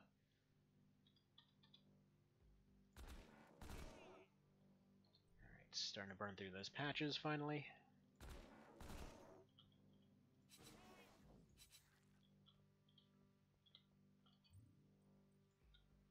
Yeah, not too much that can go wrong from opening a cage wrong, so we'll give that a try.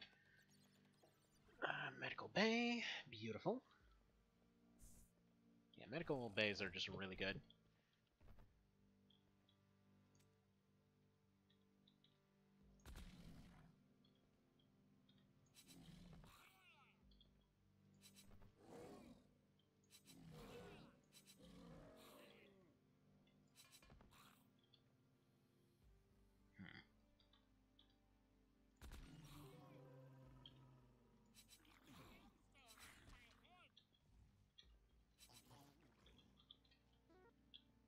Alright, that one we gotta hunt down before they try to destroy this completely pristine locker.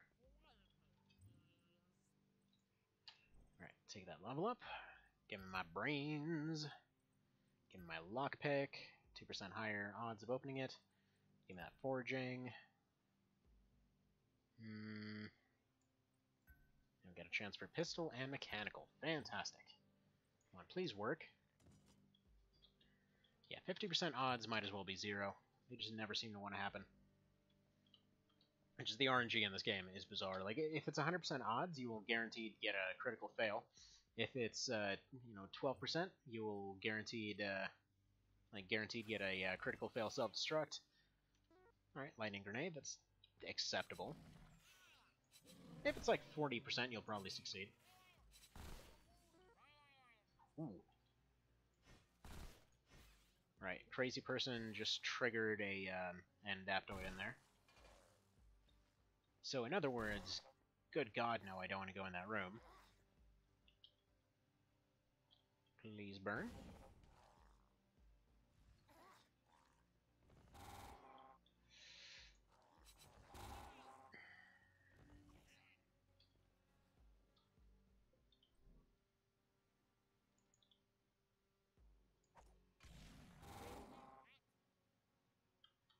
Still gotta stick in here one more turn so I can take care of this stupid thing.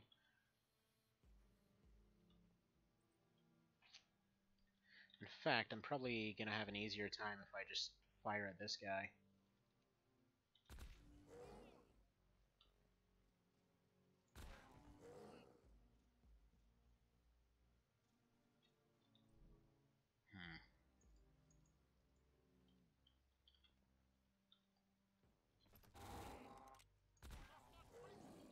There we go, he's gone. Now I need this Osmoid gone.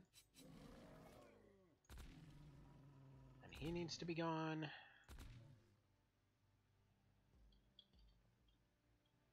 Right, this doesn't even have ammo in it right now.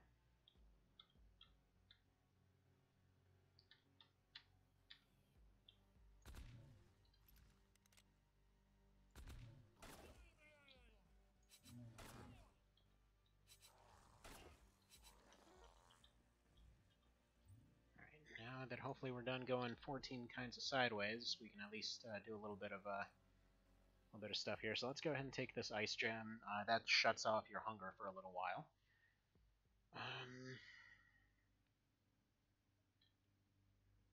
Probably gonna need to take a short rest or something like that. Come on, give me something good. Of course, 82%. Why wouldn't it fail?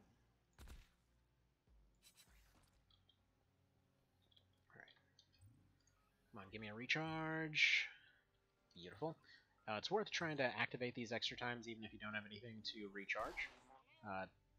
simply because it'll give you the experience for it.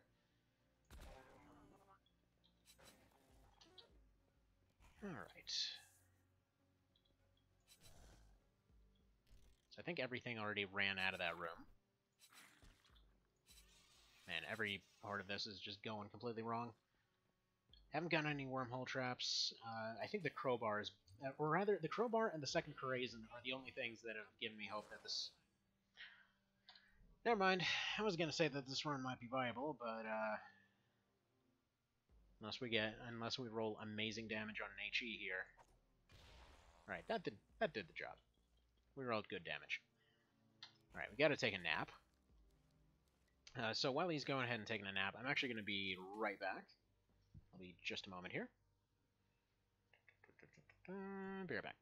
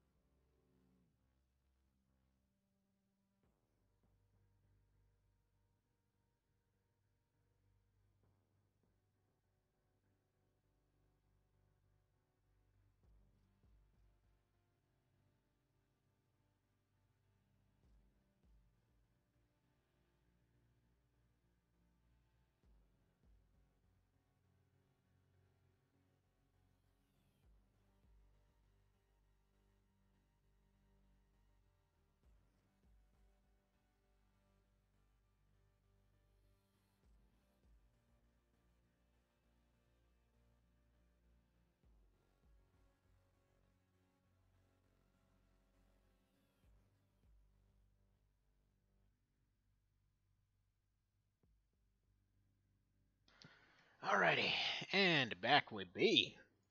Feeling much better now, though. Got my coffee for the day. Kind of limited to one mug, and I kind of forgot to get my coffee earlier. Okay, so a little bit stuck here.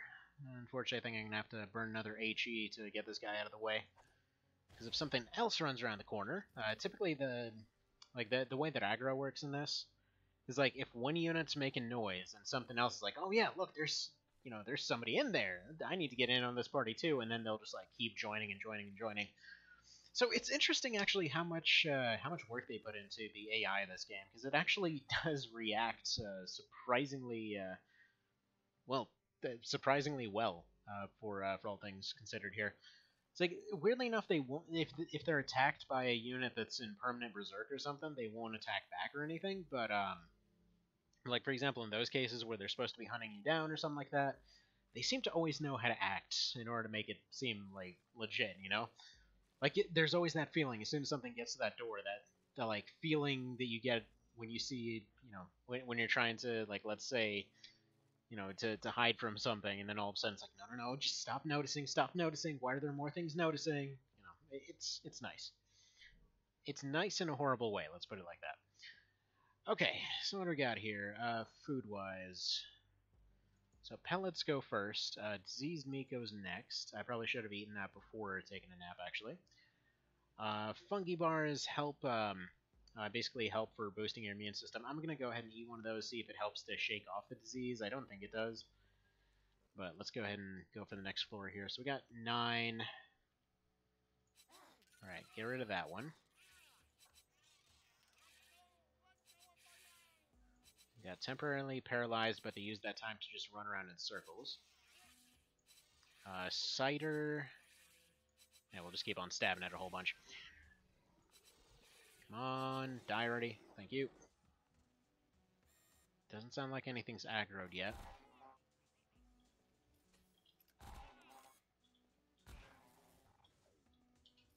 Alright, let's close these doors and run back upstairs. Gonna have to take another short rest. Unfortunately, we're basically sacrificing future viability of this run in order to be able to continue going. I know it's going to come up again, so I just want to point out again, the reason that I don't do the whole like rest and be careful before you continue thing is the hunger rate. Like it was mentioned earlier, like, oh man, you're not learning from your mistakes. I am learning from my mistakes. I have been going and learning this character extensively over the course of a few years. There's kind of a reason that it's less than 1% of the people that actually played this game that ever beat it on this difficulty, or beat this character on this difficulty. Like all the other ones are super rare. I believe the Scion is, I want to say it's like at like 3% being the highest, but even still, this one is like 0.01%. There's a reason that he's considered utterly inviable and just terrible, because he really is.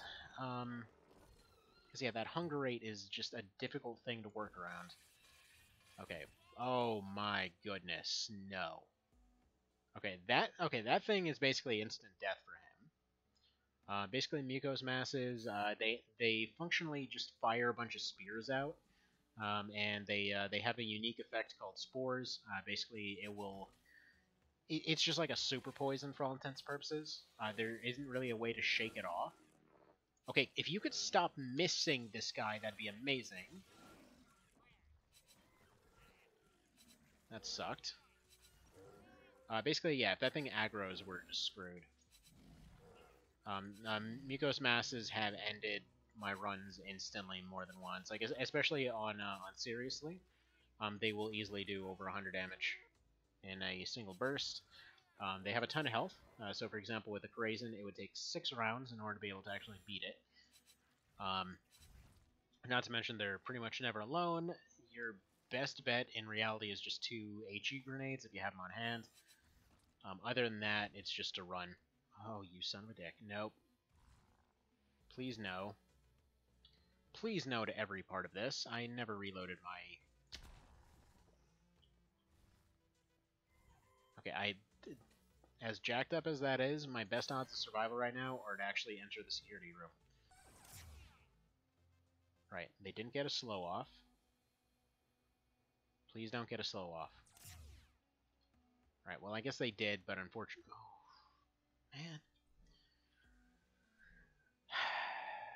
Oh, man. Okay, Osmoids are basically like a worse version of Proteans.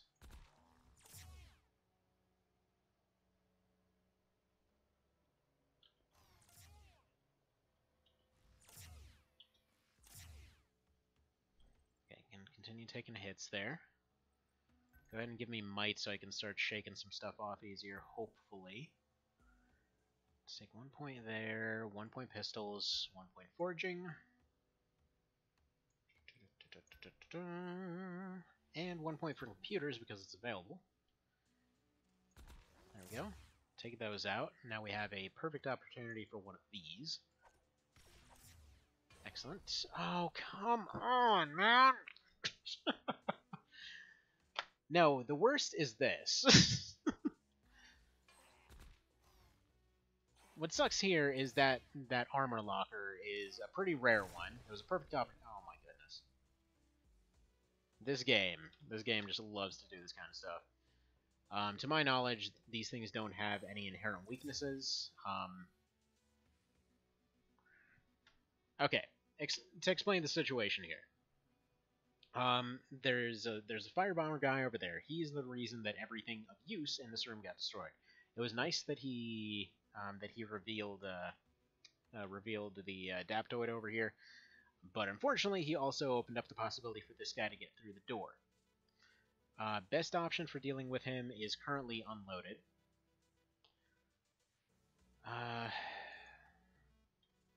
Guess we've got an HE. That only rolled a 40. And we're still under the effect of slow, unfortunately. Because just this game loves to make everything go wrong at once. Please?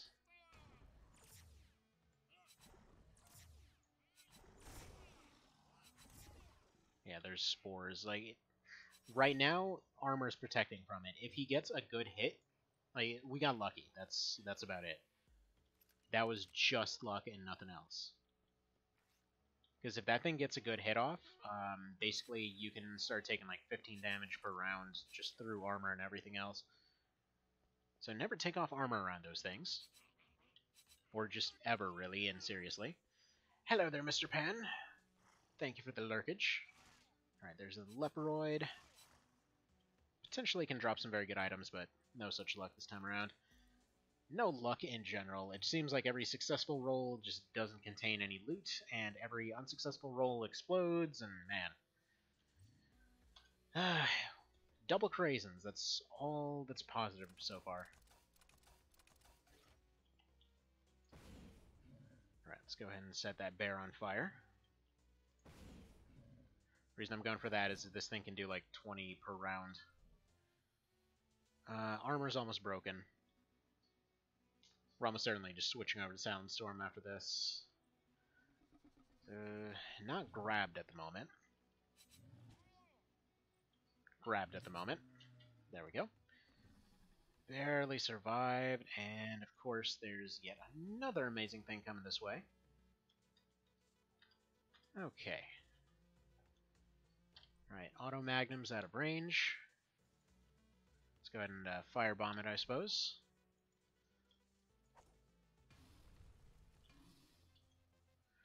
Set it on fire.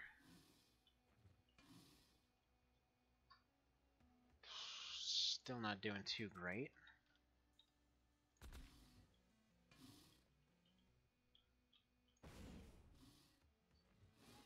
Yeah.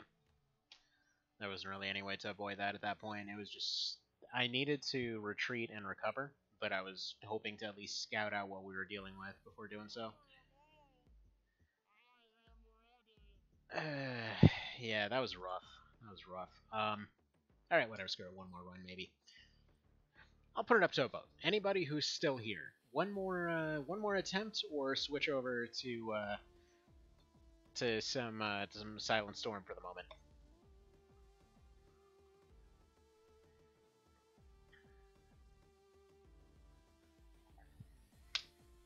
See if anybody puts a vote out there.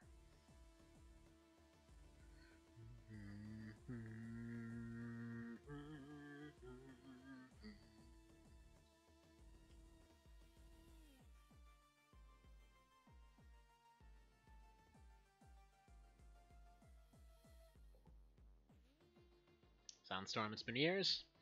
Alright, sounds like a plan. Let's go do this thing. So let me go ahead and turn this off. It'll be just a moment while it returns. There we go. So yeah, what I was planning to do is actually... by the way, I can't update the title at the moment, so we'll just have to deal with it. Hopefully nobody gets too mad about that. Man, I love Silent Storm so much. So yeah, Silent Storm 1, awesome game. Sentinels might be a tad imbalanced, but oh my goodness. It's just so good. I don't know why I'm trying to show a cutscene when it's currently not activated in this thingy. Alright, let's see here. Game capture. Hopefully it doesn't crash from this. Alright, add new source, and let's see, capture specific window. Capture Sentinels, and okay, let's see if that's working properly. Gonna give it just a sec to pop up here. But just to kind of give an idea what an impossible run would look like for this game. So the thing with impossible on it is it seems to just automatically set all of its sliders up to the maximum difficulty, which can potentially be a little bit hilarious. Namely, when you get situations like I mentioned earlier with that very first kind of mini boss type guy.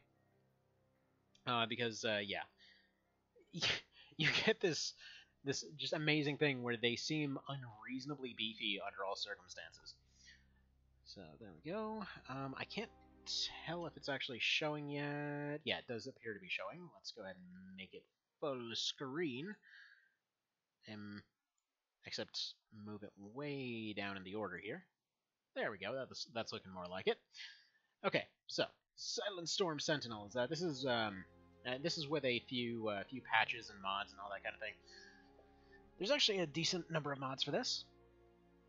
But okay, let's go ahead and yeah, Impossible. Like I said, Ironman Impossible is kind of the goal at some point.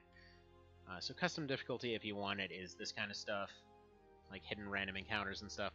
But yeah, we'll go ahead and go for Impossible standard there. Custom character. Personally, I think the female voice actors are a bit more sassy, so we'll go with that. Let's see, name. Coffee Potato. Let's go Potatina. Sure. And then for skills, we'll go ahead and drop strength entirely because melee is absolute hot garbage in this game, and put intelligence all the way up. Gives us pretty well, I say unreasonable, but understandably lower health. Actually, you know what? I could probably even do that. No. Something like this works out pretty well. This is usually enough to survive 3 shots point blank. Early on, you're better off just never fighting. Also, hardest difficulty is Russian settings. What's Russian settings?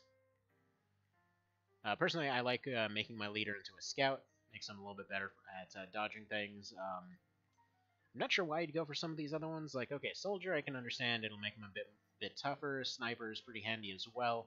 When I was doing the pistol-only run a while ago, that was with a sniper. The scout is just a bit better at interrupts and avoidance and stuff like that. Medic is probably a pretty solid choice as well. Engineer is a bit too dangerous of a job to have your leader doing, and then Grenadiers are also kind of pretty similar. Immediately. There we go. We'll go for the sassy voice here. Standard one's just fine. Oh, bad joke against Russians. Yeah, friggin' Metal Gear, like European Extreme is what comes to mind for this one. So, you know, start off with the old bad touch here. So, long story short of the plot for Sentinels, they're like, oh man, I guess we should get out of here and jump a guard or something. Actually, gotten too much of a habit of skipping this from earlier, so that was my bad. Then the guy comes in, and then he's all like, oh man, I got awkwardly punched out because the melee animations are terrible. Alright. Moving on here. So, first things first, Alt, take that Nagant. Second of all, switch over to Run. I wish. Start combat mode. Switch over to Run, turn on Stealth, run over here. End turn. It's kind of awkward how they have this start up. So there we go. We get noticed. The Sentinels have escaped. Except we don't know who the hell the Sentinels are yet. Okay, so best way that I found, if we are approaching this in terms of routing out a Ironman Impossible run, open this dang window and leave the hell out of it. There's two guys with clubs and knives that'll come out of there. One guy with a pistol over here, and then one guy who's over here right now, but he's with a pistol. He's going to run over here. So the idea is you leave Boris to go fight everybody here. He'll usually die, though sometimes he gets crits on both these guys. He starts off with a really good weapon, is the funny part, but he'll usually end up like crit killing the first guy, and then he's like, oh man, I did like 45 damage with this axe. Quick, let me switch over this knife so I can do 15 instead. And then he'll just repeatedly miss with the knife for some reason. It's odd. Yeah, if you've never played either of the Silent Storm games, basically everything is super physically present, as in like you can basically shoot through everything eventually. Everything has pretty realistic properties in terms of its durability, and then yeah, you can get pretty brutal with everything. Boris, you are an absolute doofus. You know what? Okay, so Boris just screwed up that plan, so we're gonna go ahead and go for Plan B and run. You might be saying, why not assist him in fighting here? It's because Pistol Guy will run in, or he'll decide it's a great idea to run outside. So if you're hiding by this tree, Pistol Guy will attempt to find you on the other side of the tree and kind of get himself there. If all goes well, he just kind of sticks around this area while Boris takes out those guys, and okay, Pistol Guy found us just fine anyway. Beautiful. Thing is, being able to win any fight within one round is pretty unlikely in this difficulty. And to give you an idea, most of the enemies have roughly 90 health here. We don't have any exact numbers, but it's going to be roughly about 90. You may potentially get a crit and do something disabling. That's all these effects that can pop up over here. It's like max health went down because that first shot hit us. But anyway, this pistol can only do like 15 damage. So realistically, yeah, you're not actually gonna be able to beat somebody even if you directly like run right up to them. Like I said, Impossible is a completely BS difficulty. It requires pre-knowledge of pretty much everything.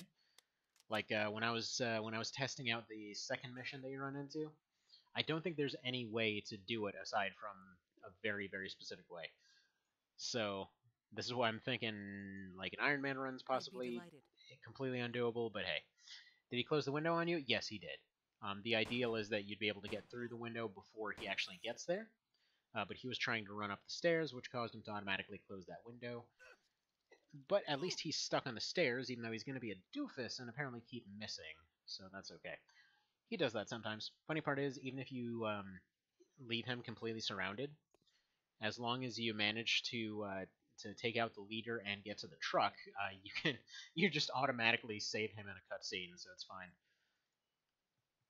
So we run over here. We're going to need to pop into stealth. And they awkwardly just sit here missing each other for ages. For some reason, Boris isn't even attacking. God only knows why. So we'll go ahead and go to stealth. And gonna go ahead and try to be all sneaky beaky over here. So we'll go over this way. The ideal plan being to be able to get through this door and close it. Then we hide in this corner. Yeah, Boris has got a pretty unusually high amount of health, too. So we get around this corner. Immediately.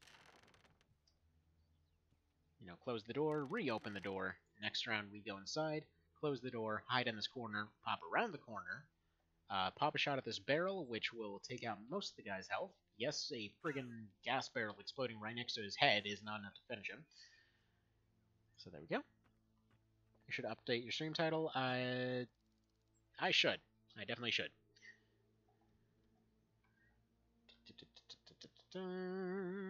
Let's go ahead and update this thing.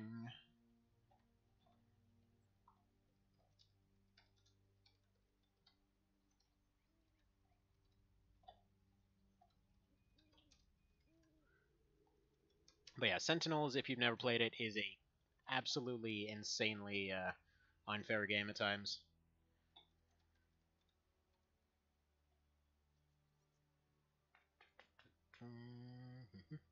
There we go. Updated the title. I don't know if that's going to create another thing or not. How did the pit run go? Abysmally, actually. Pretty much every possible wrong roll happened. It's okay. We got a perfect position right here. If we were to go ahead and take a shot, we'd be able to go right there. But we don't want to take our turn just yet. He hasn't spotted us. He's facing the wrong direction. What the hell just happened over there? I think he got taken out. I think they dropped a window on top of him. It's unclear. So here we go. We'll go ahead and take a shot at this. I need some medical help over here. That's rare. That actually shouldn't have been able to reach her, but some random piece of shrapnel hit her. Now to end their misery. Oh my goodness, you're kidding me. That will slow them down. Yeah, so here's the thing. We just basically put the entire revolver plus an exploding barrel into the guy, and he's still only heavily wounded. He's probably about to kill us here. I need some medical help over here. It's that insane in terms of their health. Like, you gotta properly corner him and everything. So he's strafing awkwardly for some reason. We might be able to kick him down. Let's go for a run here. We have enough for one attack. Maybe. There's more of them. And we're dead. Well, Someone nice knowing you, needs life. to help me He's if probably I'm just going gonna to blow her head survive. right off. Oh. Dead. Like I said, this this difficulty is no joke. Come on, wake up. Who the hell are you? You can call me Boris. Or you can call him Bad Touch, Well, but whatever. I wish we'd met under better circumstances, Boris. And she's weirdly Yeah. into this. Me too. Okay, so they're gonna go talk about ambushing that guard. Yeah, this seems totally fair, I know. But the fun part is that the reason that I wanted to do this one is just because, yeah, despite being utterly BS in terms of difficulty, this the sheer chaos of this game just still makes it fun. Okay, so first off, hold down Alt, pick up that Nagant, walk over here, switch over to Run. As long as you block Boris, you can get out in real-time mode. Boris, don't be a doofus. Come on, you absolute... It's friggin' Dingleberry, man. Alright. Can't go stealth. They know we're here. There's a possibility I might just be able to drag them down here. Because they vaguely know we're here. But it's not enough to end combat. But they also aren't attacking as of yet. So let's go ahead and try to... Yeah, let's try to take a step down there real quick. Go ahead and look in this direction. As soon as I can get free look, that's going to be the ideal there. Free look is one of the earliest skills you can pick up, and especially for scouts. So there we go. Let's go up here. Another script. It's like winning the lottery. No, it is not like winning the lottery whatsoever. What she's trying to say is that you managed to ambush somebody. In reality, yeah, that's definitely not happening. One thing we can do is probably just run downstairs and see if we can convince Boris to just axe them both. Might as well try it. This plan's gone entirely haywire, so we might as well try.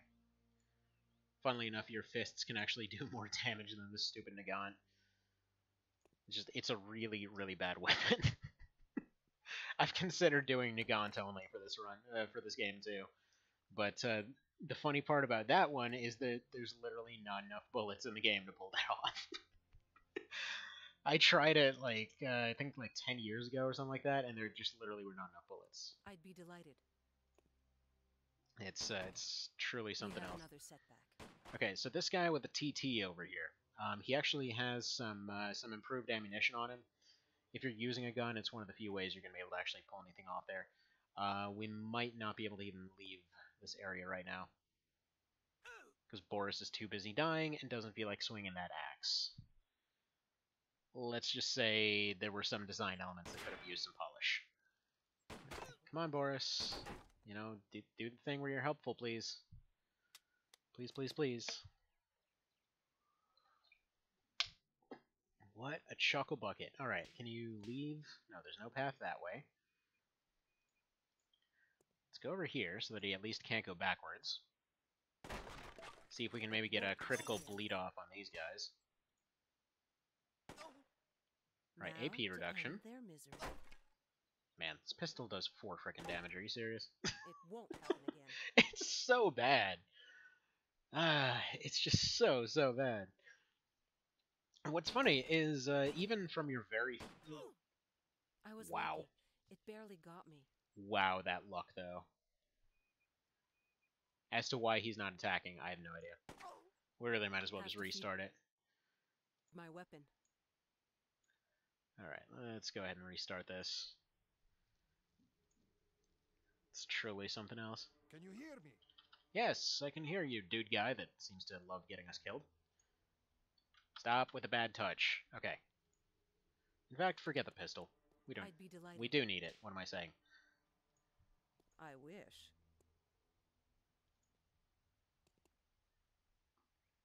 Alright, let's block the stairs for a moment and see if they decide to go down. So, Boris decided to run away. There's more of them. Let's go ahead and pick this up in combat mode. Now, unfortunately, there isn't a secondary axe, otherwise I would definitely pick it up. In fact, it almost makes sense to knock out Boris and take his axe now that I think about it.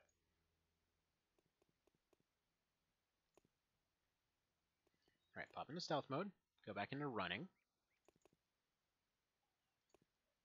Go through this window.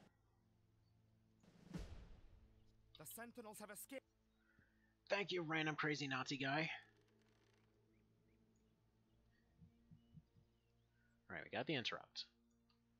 So interrupt, you just basically can use whatever TUs you've got left. So go ahead and use that to shuffle on this way and switch over to a run. Go ahead and run right up here. That shouldn't give him any line of sight. Because again, he's right there. Man. Like, even when it's going wrong, this game is just fun. It's very rare for something to be able to pull that off. Alright, we'll turn on stealth. Hopefully not get shot this time, because this is some pretty thick stuff and such here. It's weird to call it a growth. It's weird to call it a tree, because it's kind of a very sad little baby tree. Alright, there we go. So Boris is doing his business now. It looks like he's actually bothering to fight. Oh my goodness. Immediately. Boris, what did we do to deserve this? You actually want to fight? You want to do your job? It's amazing. Alright. Please miss. Good. Yeah, the first 3 missions or so, there's a hell of a lot of please miss, don't hit me, please don't blow my head off. They're opening up the windows for some spring cleaning. There we go. Good job, Boris. There we go. That's what you're usually supposed to be doing.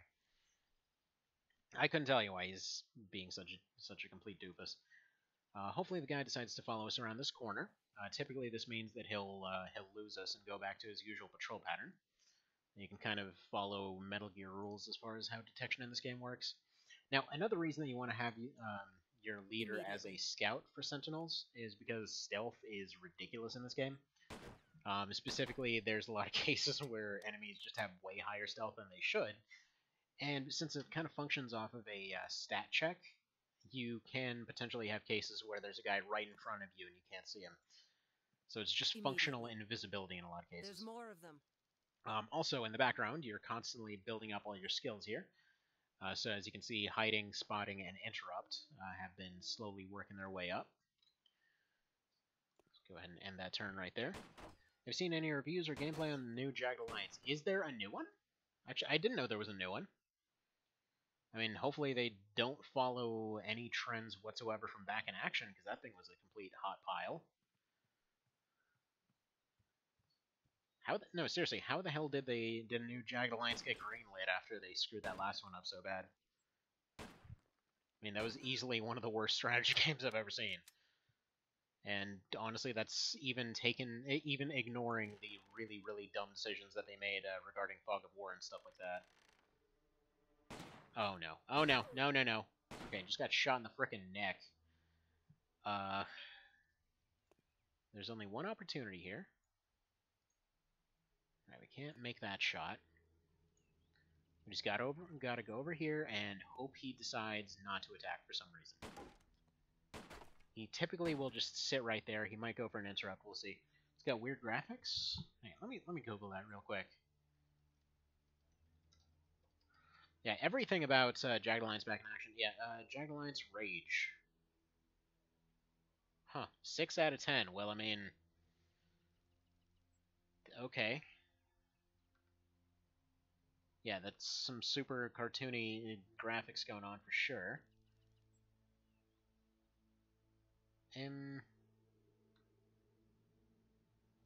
Let's see, reviews. Tried to like this game, I really did, but if you ignore all the other issues, there's just too many bugs. AI locks up completely.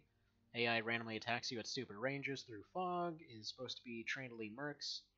Why did 20 guys run straight into a kill zone? So this basically sounds exactly like the same problems that Back in Action had.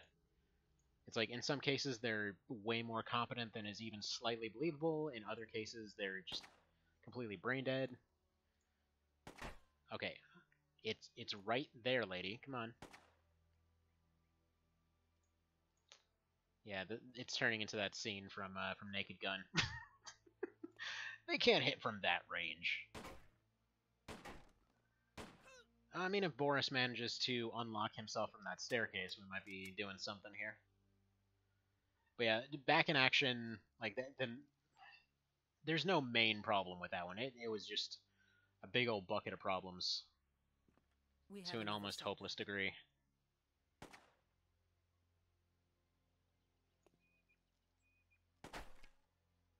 Alright, this is impressive.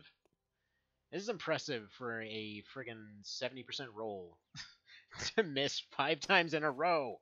6 times in a row. Okay. I'm empty. Yeah, in the brain department, apparently. Holy hell. Alright, let's try leaving and see what happens.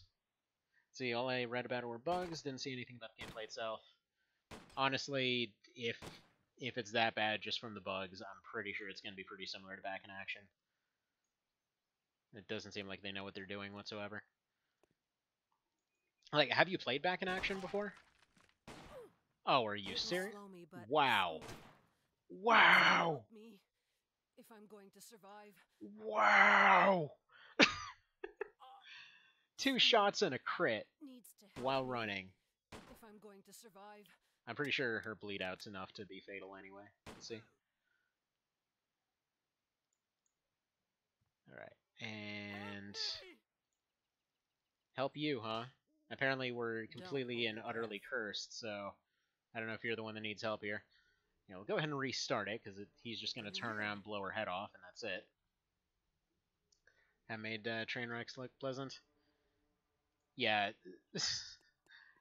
basically Jagged Alliance, basically Back in Action in a nutshell, is just like, A, the camera controls don't even work, even slightly. It's just, they just straight up don't want to work whatsoever. So that's one thing. Everything is backwards from what you'd expect it to be. The controls are super awkward. Your command interface is super awkward. Like you, you can't even control a lot of the stuff properly. There's constant wrong commands given just because the way that they expect you to do it is just to queue up a bunch of commands for everybody instead of saying like, okay, you go here and that is your turn. Instead, it's like you go here. It's in real time, so we gotta wait for everything to happen. Then every single unit has a reaction time to the commands that you're giving them. So you gotta factor in reaction times, you gotta factor in their likeliness to actually follow you, so you get a bunch of stupid delays all over the place. So people are just basically acting like they're drunk half the time. So like, I think the best moment that I can recall is a guy that managed to sneak up on somebody and basically had an SMG to their head. And he's just there like, oh, hang on, I gotta wait for my timer to finish before I can actually take a shot. Misses like 10 shots at point blank range. He's like, hang on, I'm still processing that next order. Customer service will be with you in the next half hour. Just, you know, let's just go ahead and hang on here because my loyalty isn't high enough or some crap. It hurt. It hurt. It was just about as bad as you could possibly make it. So you played it online, mediocre at best. Oh my god, they made a Jagged Alliance online? Really? Of course that's gonna suck. Okay, so there we go. They've got one guy that's deciding to go for this window. I'm okay with this. So let's go run over here. See if we can get behind that building again. See if we can manage to roll in 80% 1 out of 7 times. I gotta say, I'm a little bit impressed by how badly all these rolls are going these last few hours. I'm pretty sure if I went in and bought a lottery ticket today, I might accidentally explode. So I think we'll just count it as a bit of an unlucky day. But yeah, like this game in particular is easily one of my favorite, even one of my favorites, despite the fact that it's occasionally completely BS. And yes, this is the hardest difficulty. It's not meant to be fair. You know, it is what it is. That's why this is routing, not just going and doing it. I'd be delighted. But yeah, like there's a bunch of moments where you can just get completely screwed by RNG very regularly. Like right here, he's more than likely just going to completely whiff with that axe several times in a row. The way that the game expects this to happen is that he's able to fight off those two melee guys by himself and then injure the guy with a pistol. Then you beat the guy with the pistol. You take his upgraded ammo, load it into the pistol, and that's kind of your introduction to like, hey, we got upgraded bullets this time. You know, you got your different calibers that can still be slapped into the same weapon under certain circumstances, kind of situation. And I'm like, okay, you know, that's all well and fun and everything, and then you go and you fight the guy next to the barrel, so you just shoot the barrel and that's it. But yeah, it's not working as it probably should. He just took an axe to that guy's head, barely did anything. Okay, that guy's heavily wounded. Oh no, he's actually doing a good job. Never mind, never mind. He might do it. Okay, let's turn on stealth. Do a little bit of stealthy running here. But yeah, nothing ever quite got to the... They have ammo to spare. Yep, let's just make fun of that guy. He's totally not murdering everybody in the face. If you ever see somebody switch over to a club, they are now completely worthless because those clubs are such garbage it's not even funny. He just decapitated that guy. More than likely he will now switch over to a knife for no real discernible reason. But okay, let's go ahead and run over to here. And end the turn right there. And then we'll run around the corner. Hopefully Boris can continue surviving, though. There we go, his head exploded. If I'm able to do so, I will go ahead and save here, because the funny part is... Yeah, there we go, menu. You are allowed to save outside of combat for this. So we'll go ahead and save this as routing 1. The funny part is, and the only reason that I'm saving is because his head exploded. So we'll go ahead and start combat right there. Let's take one step forward. Switch over to slightly more accurate shots. Not that this will make too much of a difference.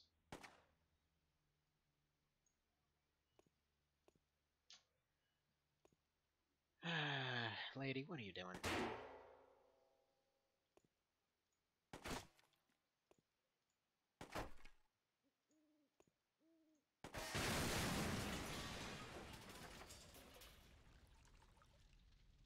Alright. Something happened.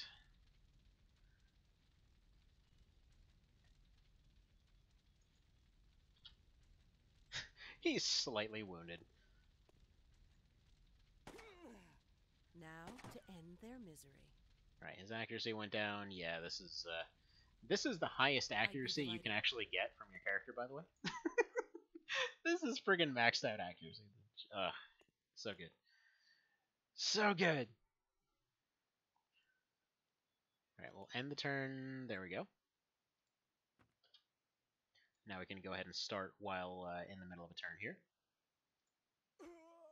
It's done. What's done? Your life? Because it's probably your life. I was lucky. It barely got me. Shot right in the face. No, it just barely got me. It's fine. Don't hold your breath.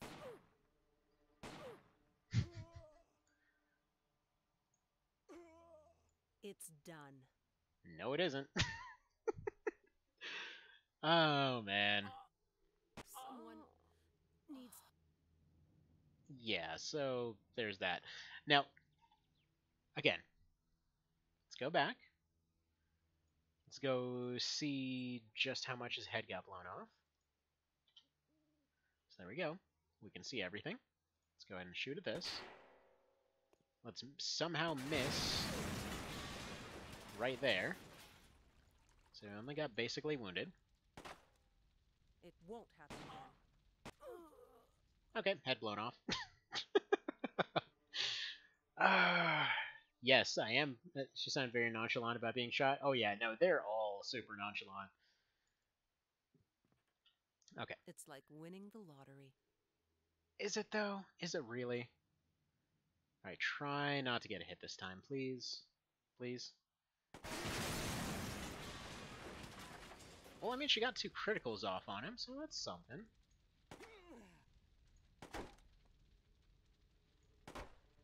It won't happen again. Man, this is some... That will slow him down. That is some friggin' Pulp Fiction crap right there. It's like every single shot missing directly around him. Like, if you thought XCOM RNG was bad, like, you've not seen anything yet.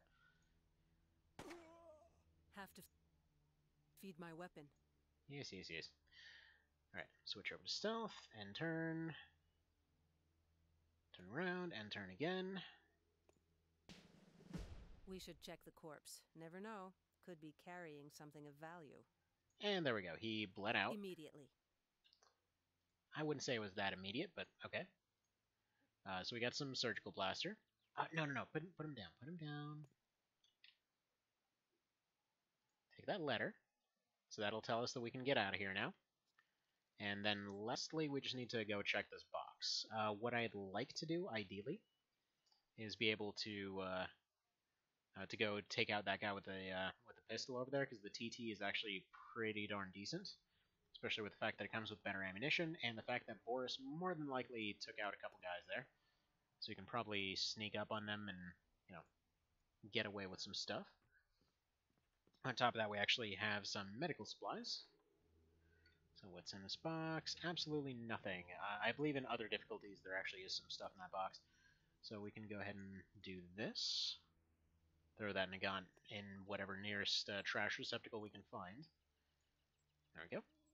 Let's get a little bit of repairs in.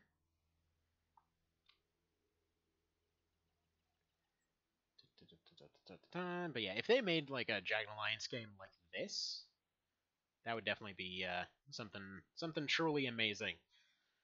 Because this kind of game, this general formula and everything, like I've never seen it done like this again. And what's sad is that was the whole reason I had gotten My heart's racing. Jagged Alliance back in action, because I thought it was going to be like this. And unfortunately, that was not the case. And as soon as she talks, there we go. I'd be delighted. Discovered. He's healthy. We just need to make him a bit less healthy. Nurse that. Oh, Consider come the yourself hell lucky. on. I Okay. wish.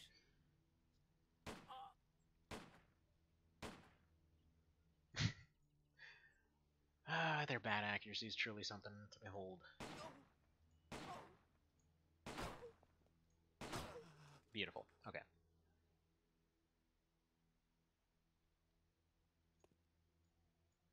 So that's that. I believe everybody should be dealt with. Although realistically, all I need is this guy's stuff.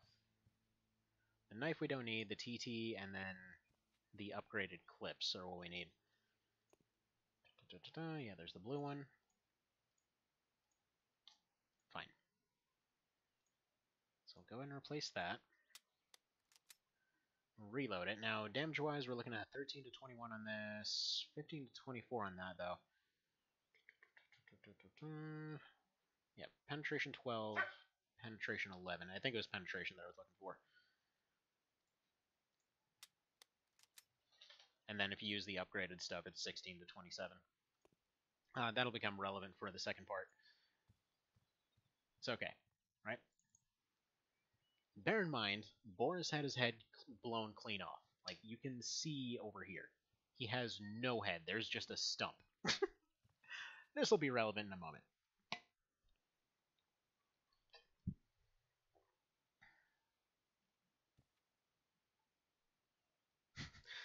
Just drag Stumpy on out of here. I'm feeling weak. You'll have Just to a drive. little bit. We're going to Switzerland, Canton of Freiburg. So he goes through, Stein- goes on about his whole speech here. And yeah, bear in mind, we saved him. Okay, your papers seem in order. Good for you, Major. Could be good for you is I could use them. courier business. Meets Sounds easy. Boris is in the hospital, but Yep. he'll live. He's regrowing his head. Sentinels is the name our And Hammer? Yes, Hammer.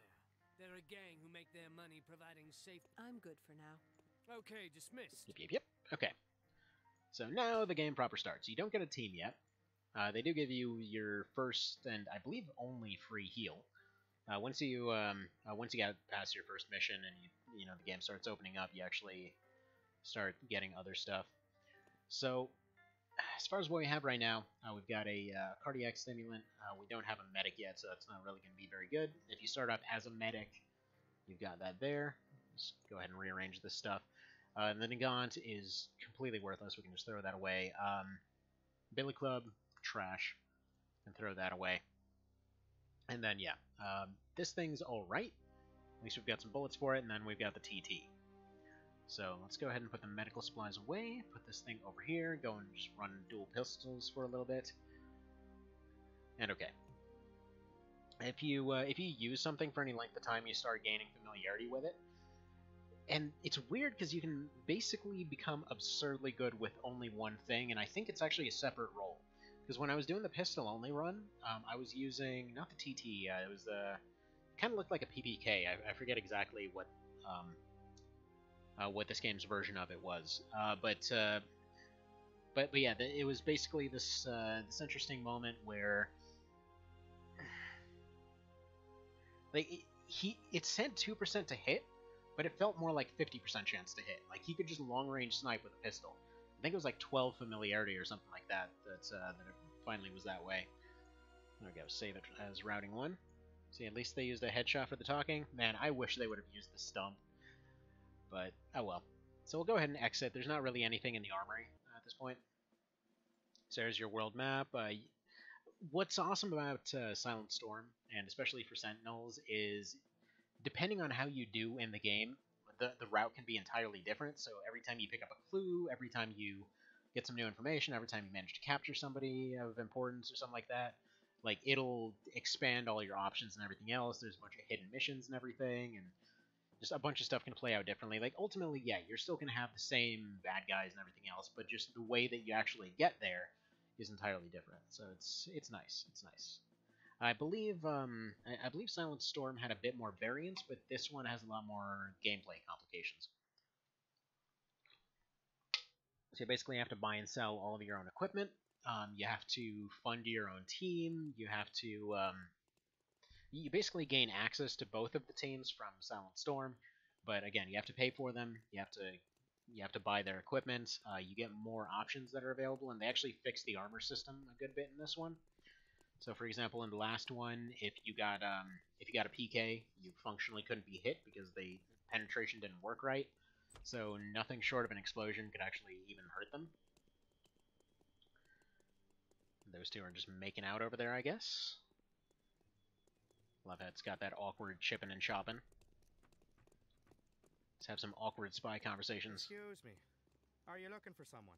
Yes, an old friend. Zimmelheim. That's right. His older sister Maria Oops. used to babysit me. I remember you. It's been a long time. I've got something for you. What a shame. Give my Yep, you know, you hear about a babysitting story, which means that now you just conveniently have a package for somebody. That seems totally legit.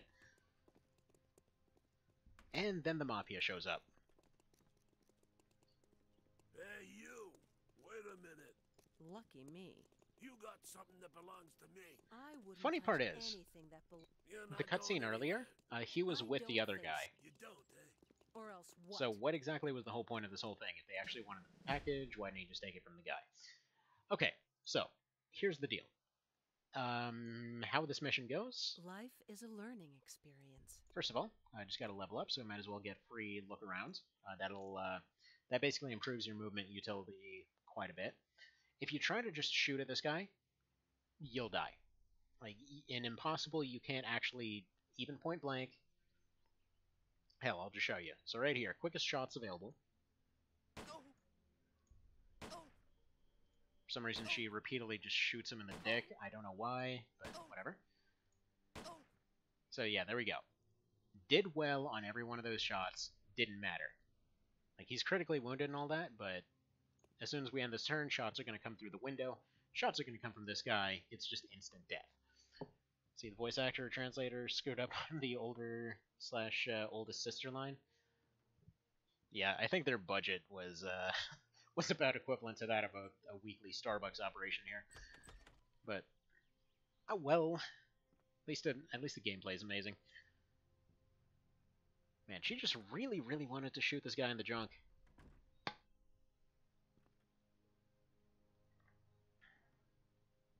You can actually aim for specific body parts if you need to accomplish specific things. I don't remember exactly how to do that. Oh, he actually decided to run that time. Okay, that doesn't happen very often. There's more of them. Yeah, there's more of them. They're all over the place. There's like 6 guys, I think. What the mob's doing here, I don't know. Consider yourself lucky. Very lucky. So yeah, it takes 7 shots to actually beat that guy. So the route that you actually want to take, since there's no way out through there, at least not without gunning your way out. Like, if you're playing on normal difficulty, you can beat that guy. You know, you can get an SMG by this point. You can run up over here, probably just take cover over here, you know, fight these guys, and then just kind of gun your way out. The way that you want to go on this one, however, is that you want to ideally run for this door, run over here. If you actually run the first round, this barkeep over here, he'll actually refuse. Well, he won't refuse anything. He'll try to run back here into the back room, and so he'll basically close the door behind you, giving you a little bit more time to run down the stairs. If you run down the stairs, for some reason he's got exactly two grenades right here. At which point you can kind of hide around the corner here, just take a few pot shots, and then as soon as 2 of them come around, chuck a grenade over here, saving the other one. And yes, I know this is weirdly complicated. Save the other one to run down here, blow this barricade out of the way, which allows you to ambush some folks over, kind of past these stairs up here. Go through here, allows you to come up this direction. There's one guy here, and then you can just escape through this way. Optionally, you can just ignore that guy, go through this door, go through this window, just get out. So there we go. That is the overall plan here. I'll go ahead and reload this real quick. I'm not sure where the music is currently, so I'll go ahead and run down this way. It's pretty unlikely that you can actually pull it off the way that I've done it here. You don't technically have to fight anybody, so ideally I'd like to get out of this without fighting them, especially because the upgraded TT rounds would be useful to have those for something else.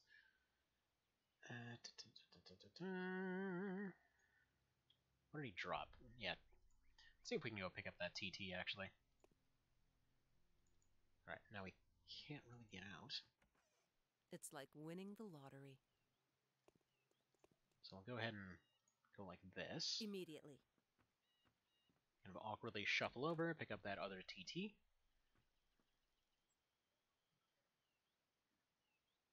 Pick up some rounds for that thing. And actually, we might be able to just sneak out of here. That guy's just looking away. That guy's not doing anything right now. That might be a bit easier. I miss out on those grenades, but... I was lucky. It barely got me. That's actually true for once. Ooh. Yeah, no, she's super dead. Definitely super dead. It barely got me.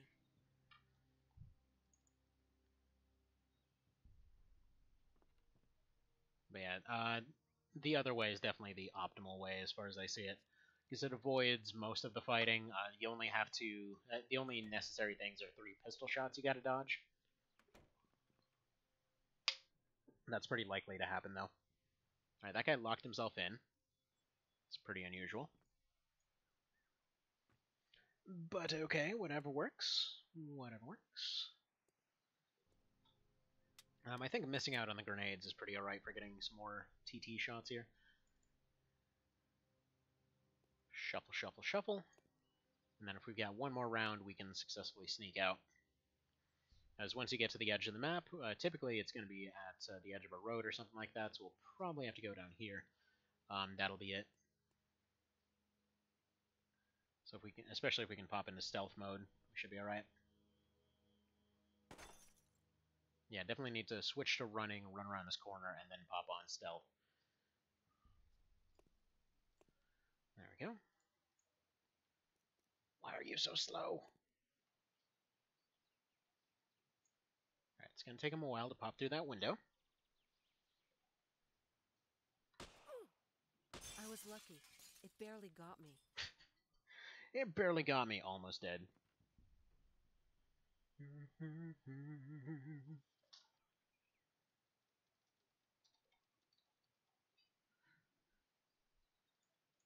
come on, get around that corner. It will slow me, but I'll be okay.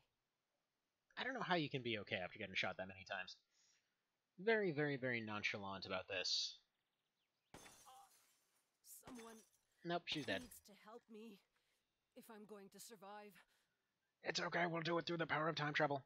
Because I know for a fact, most of the early missions can be done without fighting, and a lot of the missions, just in general, can be done There's in more a of relatively safe manner. Someone needs to help Yeah, no, me she's almost certainly if dead. I'm going to survive. We can just go ahead and load that up right there. So restart it. Skip the cutscene, and then yeah, just take the run. Okay. So first things first, switch to run mode. If you Life take is a an learning AP reduction, experience. you're pretty much screwed. There's little icons right here that'll tell you what condition they're in. What the little smoking icon is, I'm not too sure, to be honest. So we'll go ahead and take this right here. So look for free. That gives us a little bit better turn utility to run through this door. So she runs through once. They take 3 shots. This is pretty much guaranteed, but this is a guy... Are you serious right now? Okay. So not only does he get the hit, he gets a really decent hit and gets the AP reduction. Okay. Immediately. So that'll reduce our AP for next round. So she'll run in, she'll close the door. Barkeep will run in here. That'll open the door and push her forward about 1 step.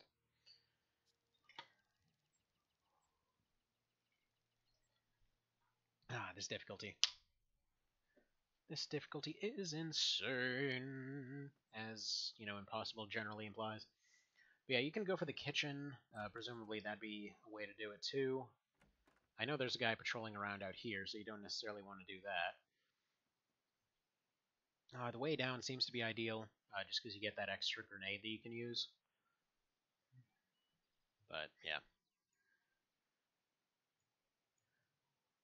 Because, yeah, if you run here, then you're dealing with these two from out here. You might not necessarily be fast enough, because you got to get all the way around. But the underground path leaves you in a bit of a better position.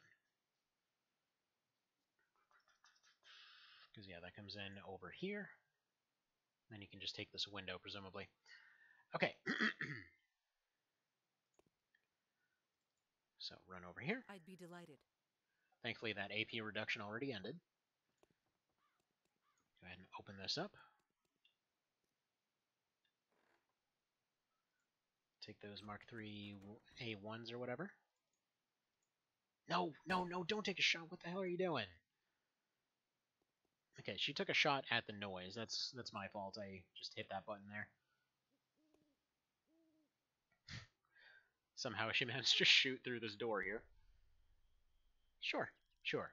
Makes sense. Makes perfect sense. So they're going to start running down. They usually stop about halfway through. They usually decide to just assume everything is going to be fine. Zero idea why they give you the strafe tutorial right there. Because it doesn't make even the slightest bit of sense. We can put this away. Pick this up. Yes, yes, yes. Turn on stealth. Run down here. All the tutorials. And then throw this right here.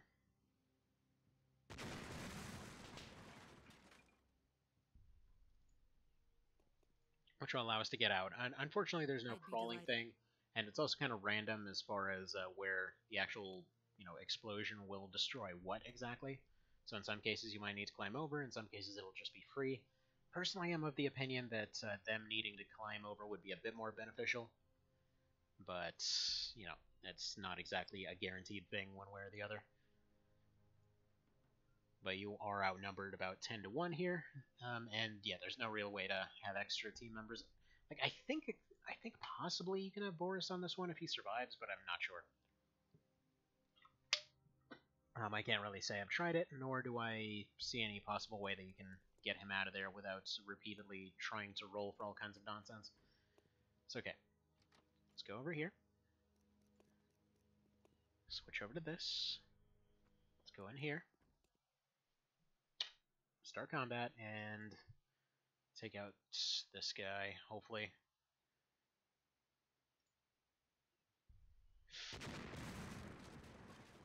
Crap. Okay.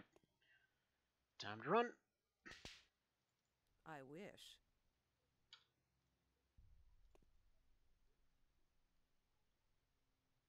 I don't know what's in this box. I haven't really checked.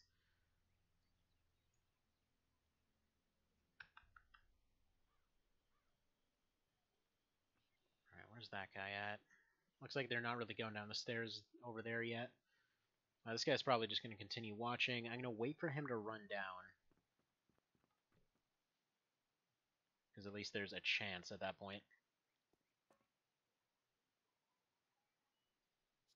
Alright, took one step forward. Turn on stealth.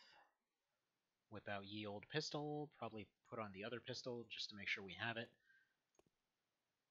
And then just go for the interrupt. As soon as he comes down, let's take the crouch. Got spotted. So we can start taking shots. He knows we're here, but he can't take a shot yet.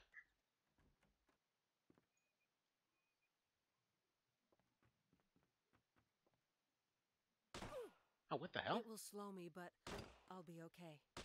Alright, well that's some crap. Someone needs to help me.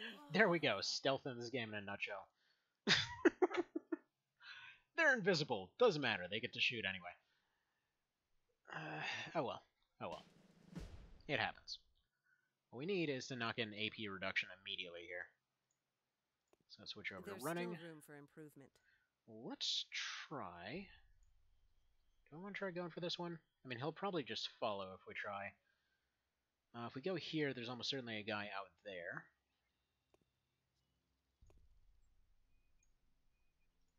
Got that. We'll try for this window. It's probably not going to work, but we'll give it a shot. It's also... I'm not sure if just the odds are really high, but it seems almost like a guarantee that they will automatically get shots off on you here. Might just be guaranteed for cinematic effect. There we go. And the turn right there. Yeah, grenades are pretty limited in this game, so it's very possible that the underground route might just be better for getting the grenades. The last time that I tested this, though, and it's probably because I took a shot there. It's probably because I randomly took a shot on accident. Because last time through, that guy did not patrol down. He was just staying watching the door. So I'm curious, has anyone here actually tried to do this before? Like, have you tried Impossible? And B, have you ever tried Ironmaning this game? Like, I would think Ironman would be a lot more pleasant on a more practical difficulty. Realistically, what this one would boil down to is just trying to find a way not to fight anything. That is some crap right there. Alright, apparently we can't open this window.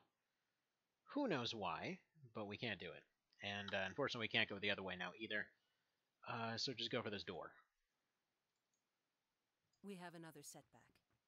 Yes, we have all the setbacks. Alright, the door's locked. Okay, never mind. We're definitely not doing it that way.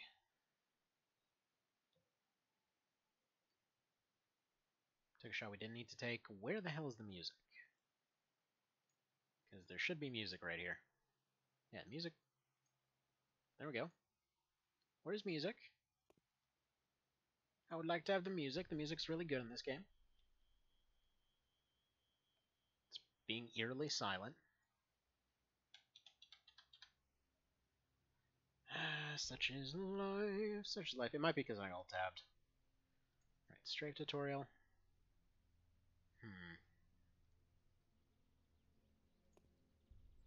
Let's try rolling down.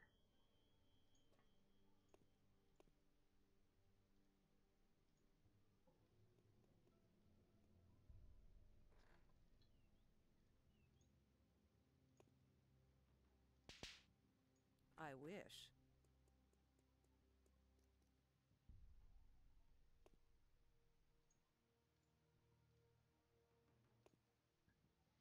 And we can actually probably just go ahead and save it here to avoid any frustrations.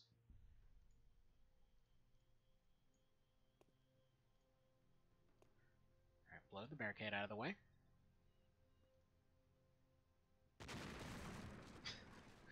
The world's shortest range grenade.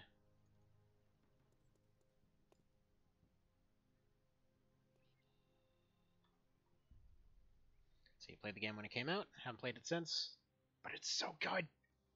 Even if this difficulty is complete BS. Like, one of the most fun challenge runs I've ever had is trying to run both these games with pistols only.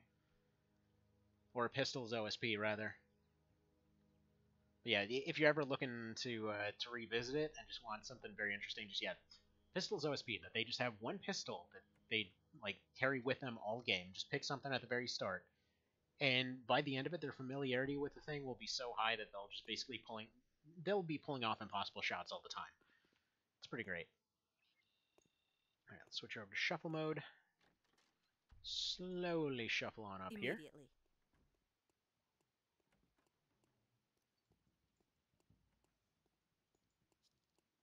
I'm not sure where they're at the moment, but we didn't take a shot, so that guy shouldn't have patrolled over. What's funny is while you're doing this, you can just watch as their skills are quickly going up, especially if you've got high intelligence. You can just watch as they just tick, tick, tick, tick, tick, and you just get a ton of levels at once. It's pretty great. Definitely not as extreme as it was in the first Silent Storm, but still. I'd be delighted. So that's the plan there. You wind up with 3 grenades. And despite what you'd probably assume, no, they're not actually insta-kills. Okay, so that guy's going to be right there for some reason.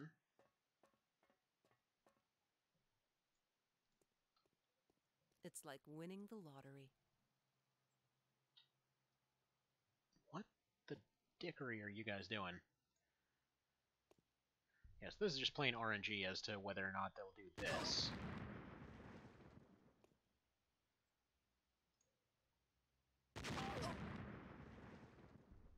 And yeah, you saw that correctly. They just took 2 grenades. I was lucky. It barely got me. Yeah. It's something. It's definitely something. So, I'm not sure what decides whether or not they'll go there.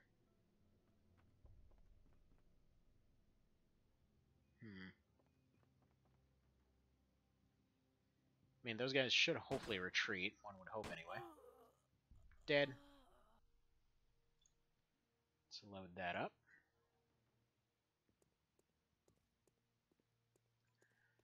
And attempt that one once more.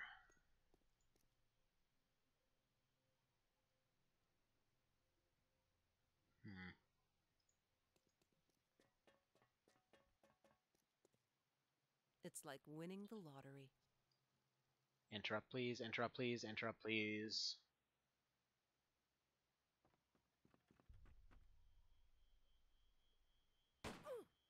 I was lucky. It barely got me. No, you're not lucky.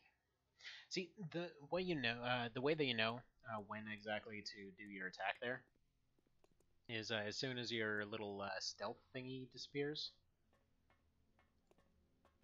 Like, that's when it's time to just go. It's like winning the lottery. There we go. Let's see if we can potentially lead them down.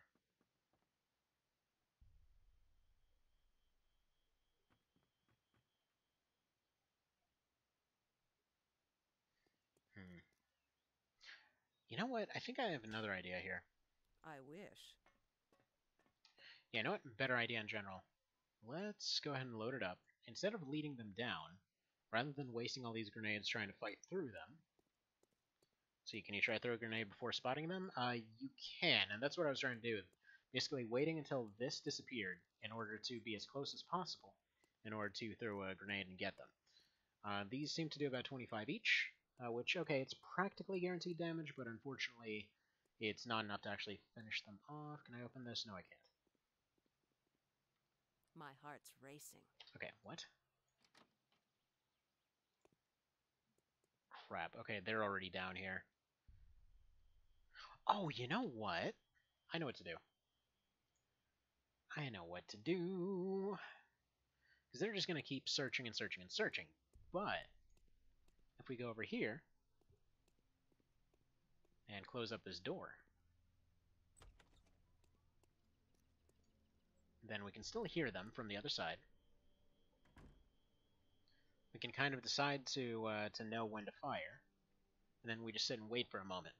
Because what I'm thinking is once we get those two grenades there, we could potentially,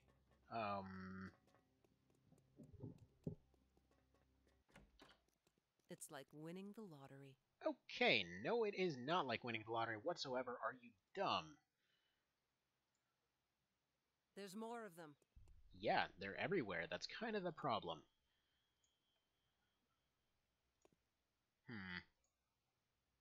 I was lucky. It barely got me. Alright, well that won't be the way to do it. If I let her run, that might be another way to do it.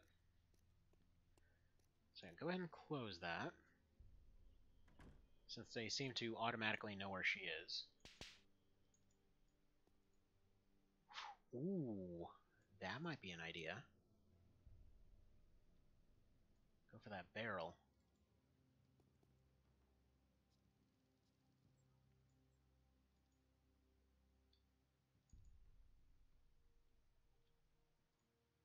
Yeah, there we go. We just camp it.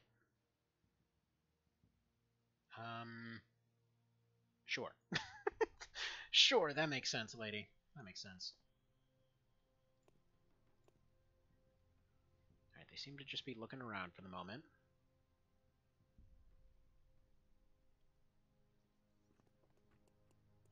And there they are. They're coming down.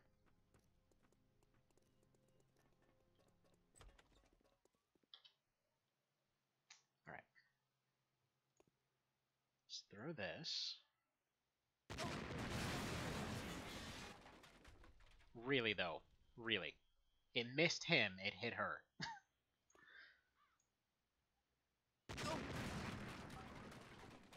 I mean, at least it finally hurt him. That's something. Okay, more TTs. And probably go ahead and crouch and attempt to fire at the rest of them. Go into stealth.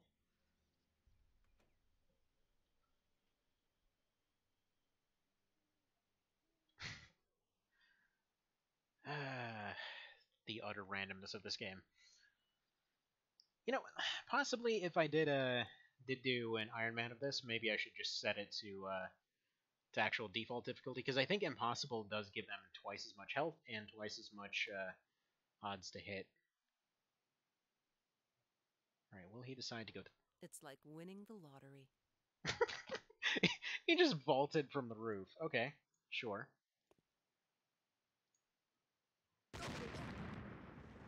Man.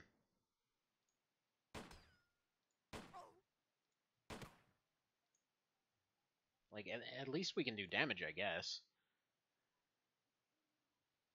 And he's currently confused. There's at least one blue magazine that I see in there. So they've got upgraded bullets. Those would be very, very nice to have. Please don't do anything smart. Whatever, that's fine. Did the floor get busted? It's possible. I can't oh yeah, no, there's just a hole up there. Ooh. You know, that might be another idea, actually. Just blow a hole through the ceiling crawl up it. Like, if I go over here, right?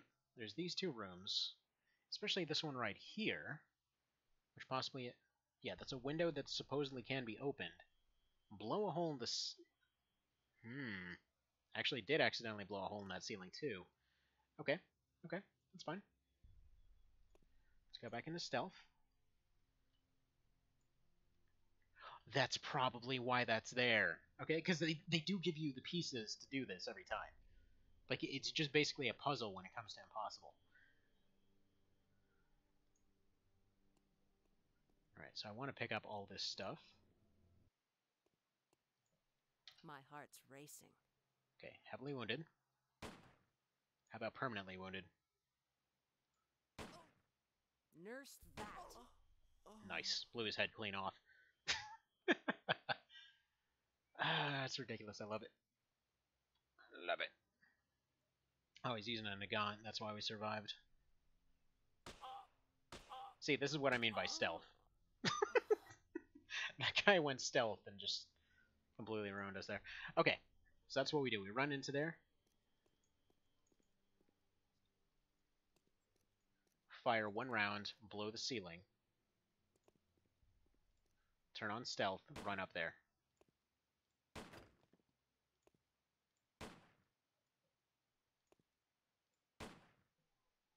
And then we reload, because that is amazingly bad. So first off, turn on combat mode. Go over here. Switch ammunition types.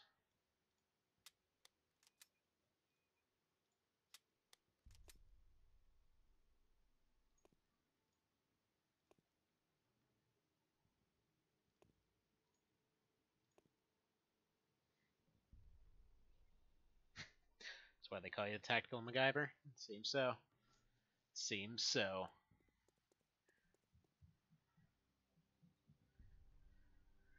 Okay.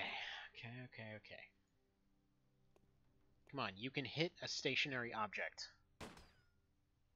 Please hit the stationary frickin' object.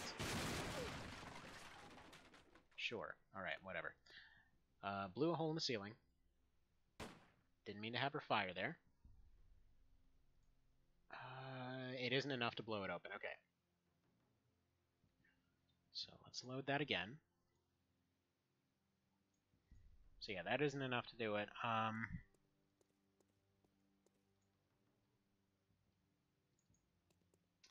So what we need to do is blow it open with this.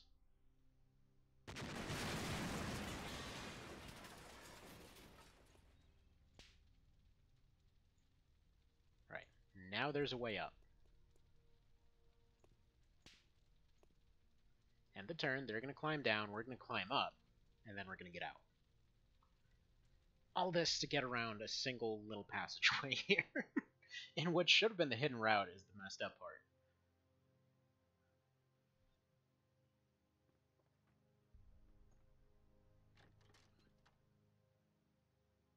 Please don't.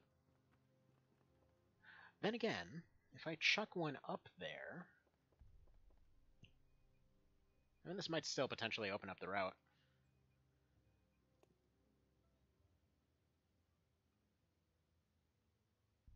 Do it. Alright, try again.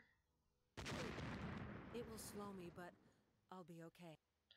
Let's see about doing it another way then. Okay, so continue going that way.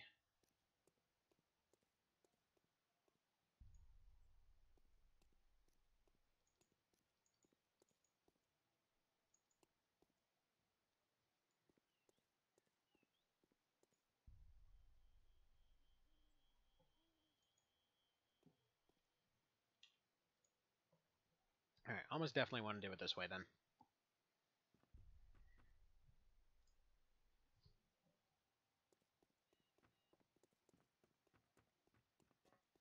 So they'll go down, they'll go through.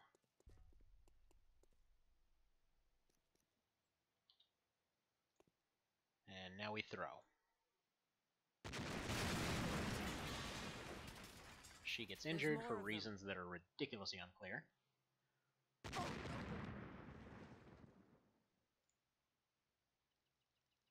Wounded, wounded, lightly wounded. More work for their medic. Alright, more work for their medic, because they'll actually be the ones that make it back.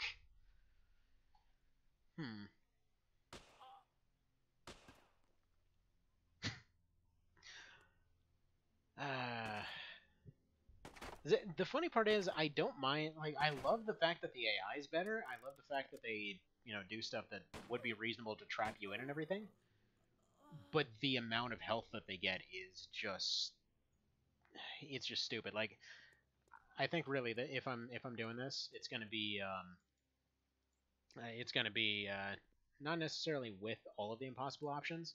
It's like basically all of the impossible options minus the health thing.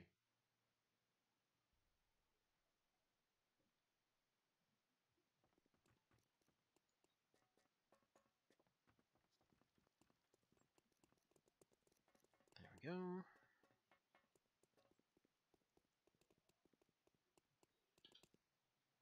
Pile up to investigate.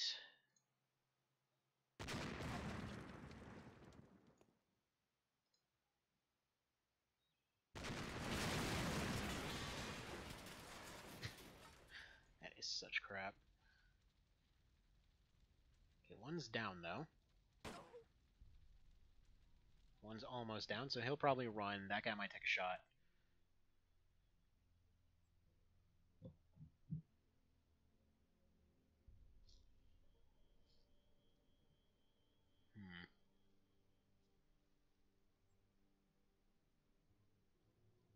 Possibly starting off as a grenadier might be the way to go.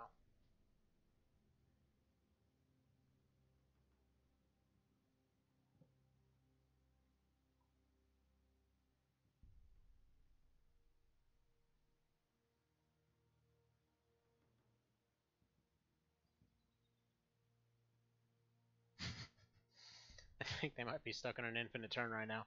One of them's somewhere just rotating in circles. Alright, while they're doing that, I'm gonna be right back.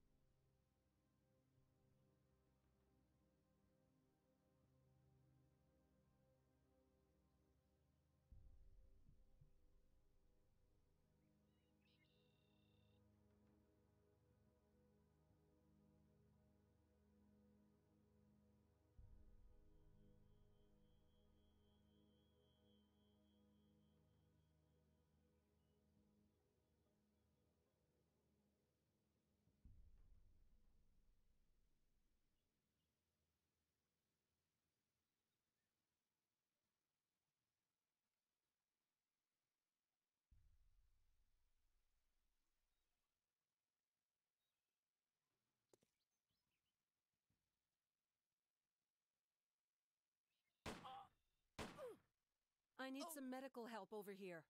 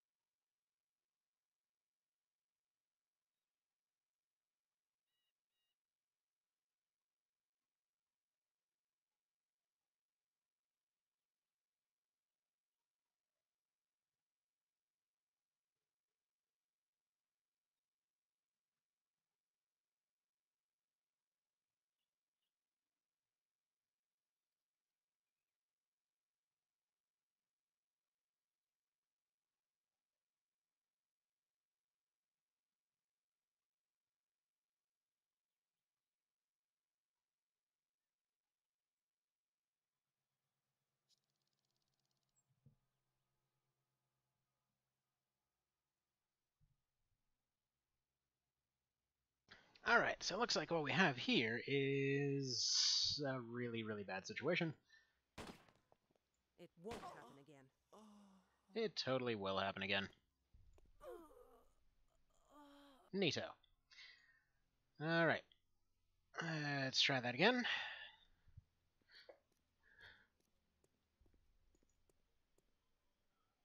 Seems like they'll home in on you wherever you are.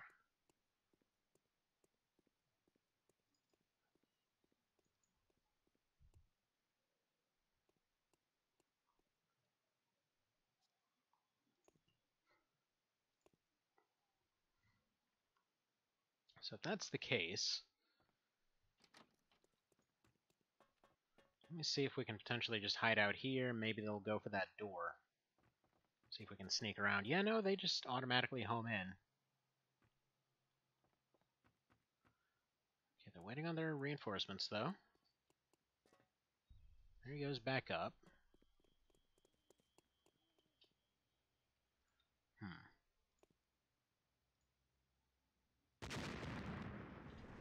Better yet, you know what? We technically speaking didn't get spotted there. Wonder if potentially our stealth is high enough to just avoid being spotted in that situation. In fact, what if I go all the way back here?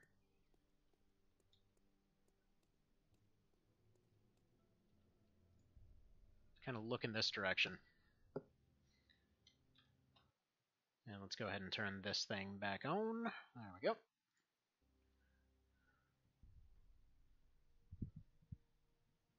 So let's see what happens.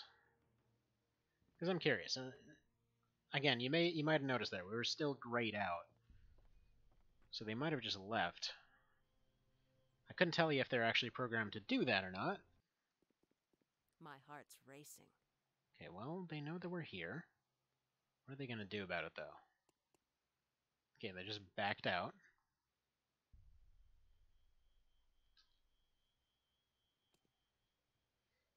Got an interrupt.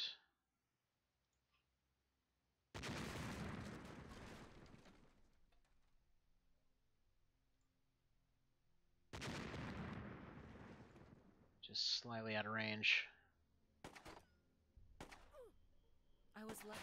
It barely got me.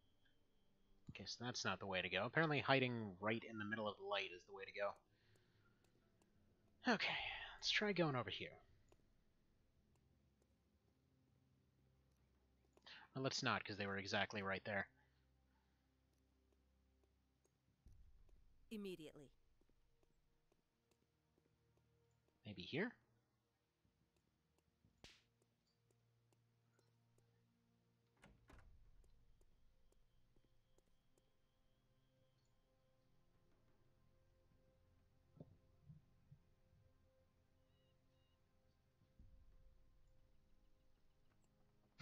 She just decides to casually sit there.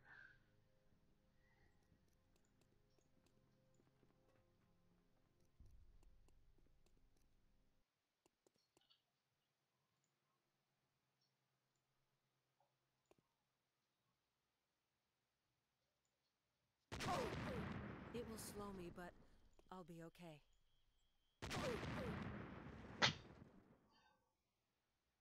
Okay, what's the second guy gonna do? I need some medical help over here. Yeah, she can medicate herself.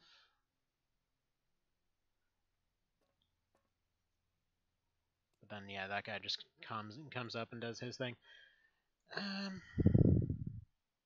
It's gonna be weird to route this out. It's gonna be super weird.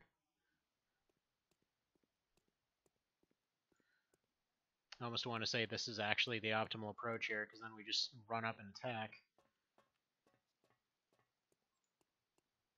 It's like winning the lottery. Okay, so we know they're at the top of the stairs.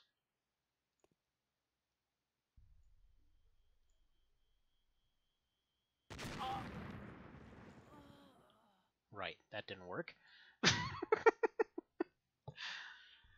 Oh my goodness.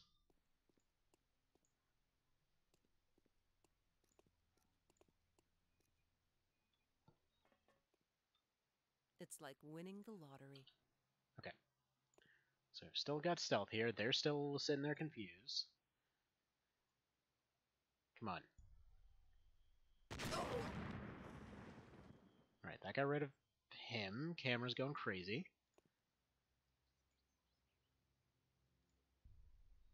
I need some medical help over here. Needs some medical help, she says, while dead.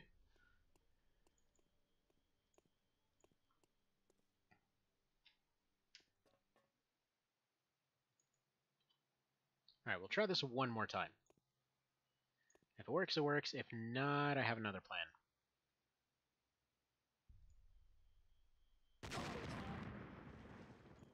Right, still magically manages to fly through him to hit her anyway. I was lucky. It barely got me. Yeah, you were lucky you're bizarrely jinxed here. Every single thing just magically backfires. I wish.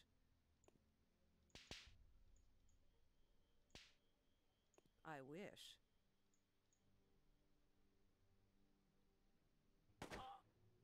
Someone...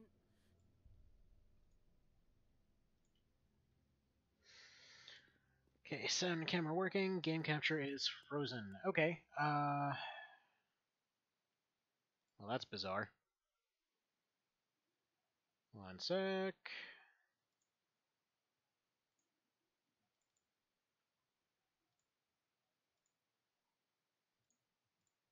Yeah, it might just be because it's been on for too long. Let's try now. See if that works.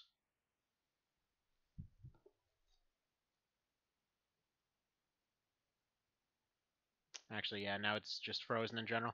Okay, we're gonna have to cut it off there then, because yeah, it seems like the game itself has just decided to crap out. It's okay. Thank you guys for stopping by. Bit of a weird one today, but yeah. Thank you, and see you in a bit. Take care.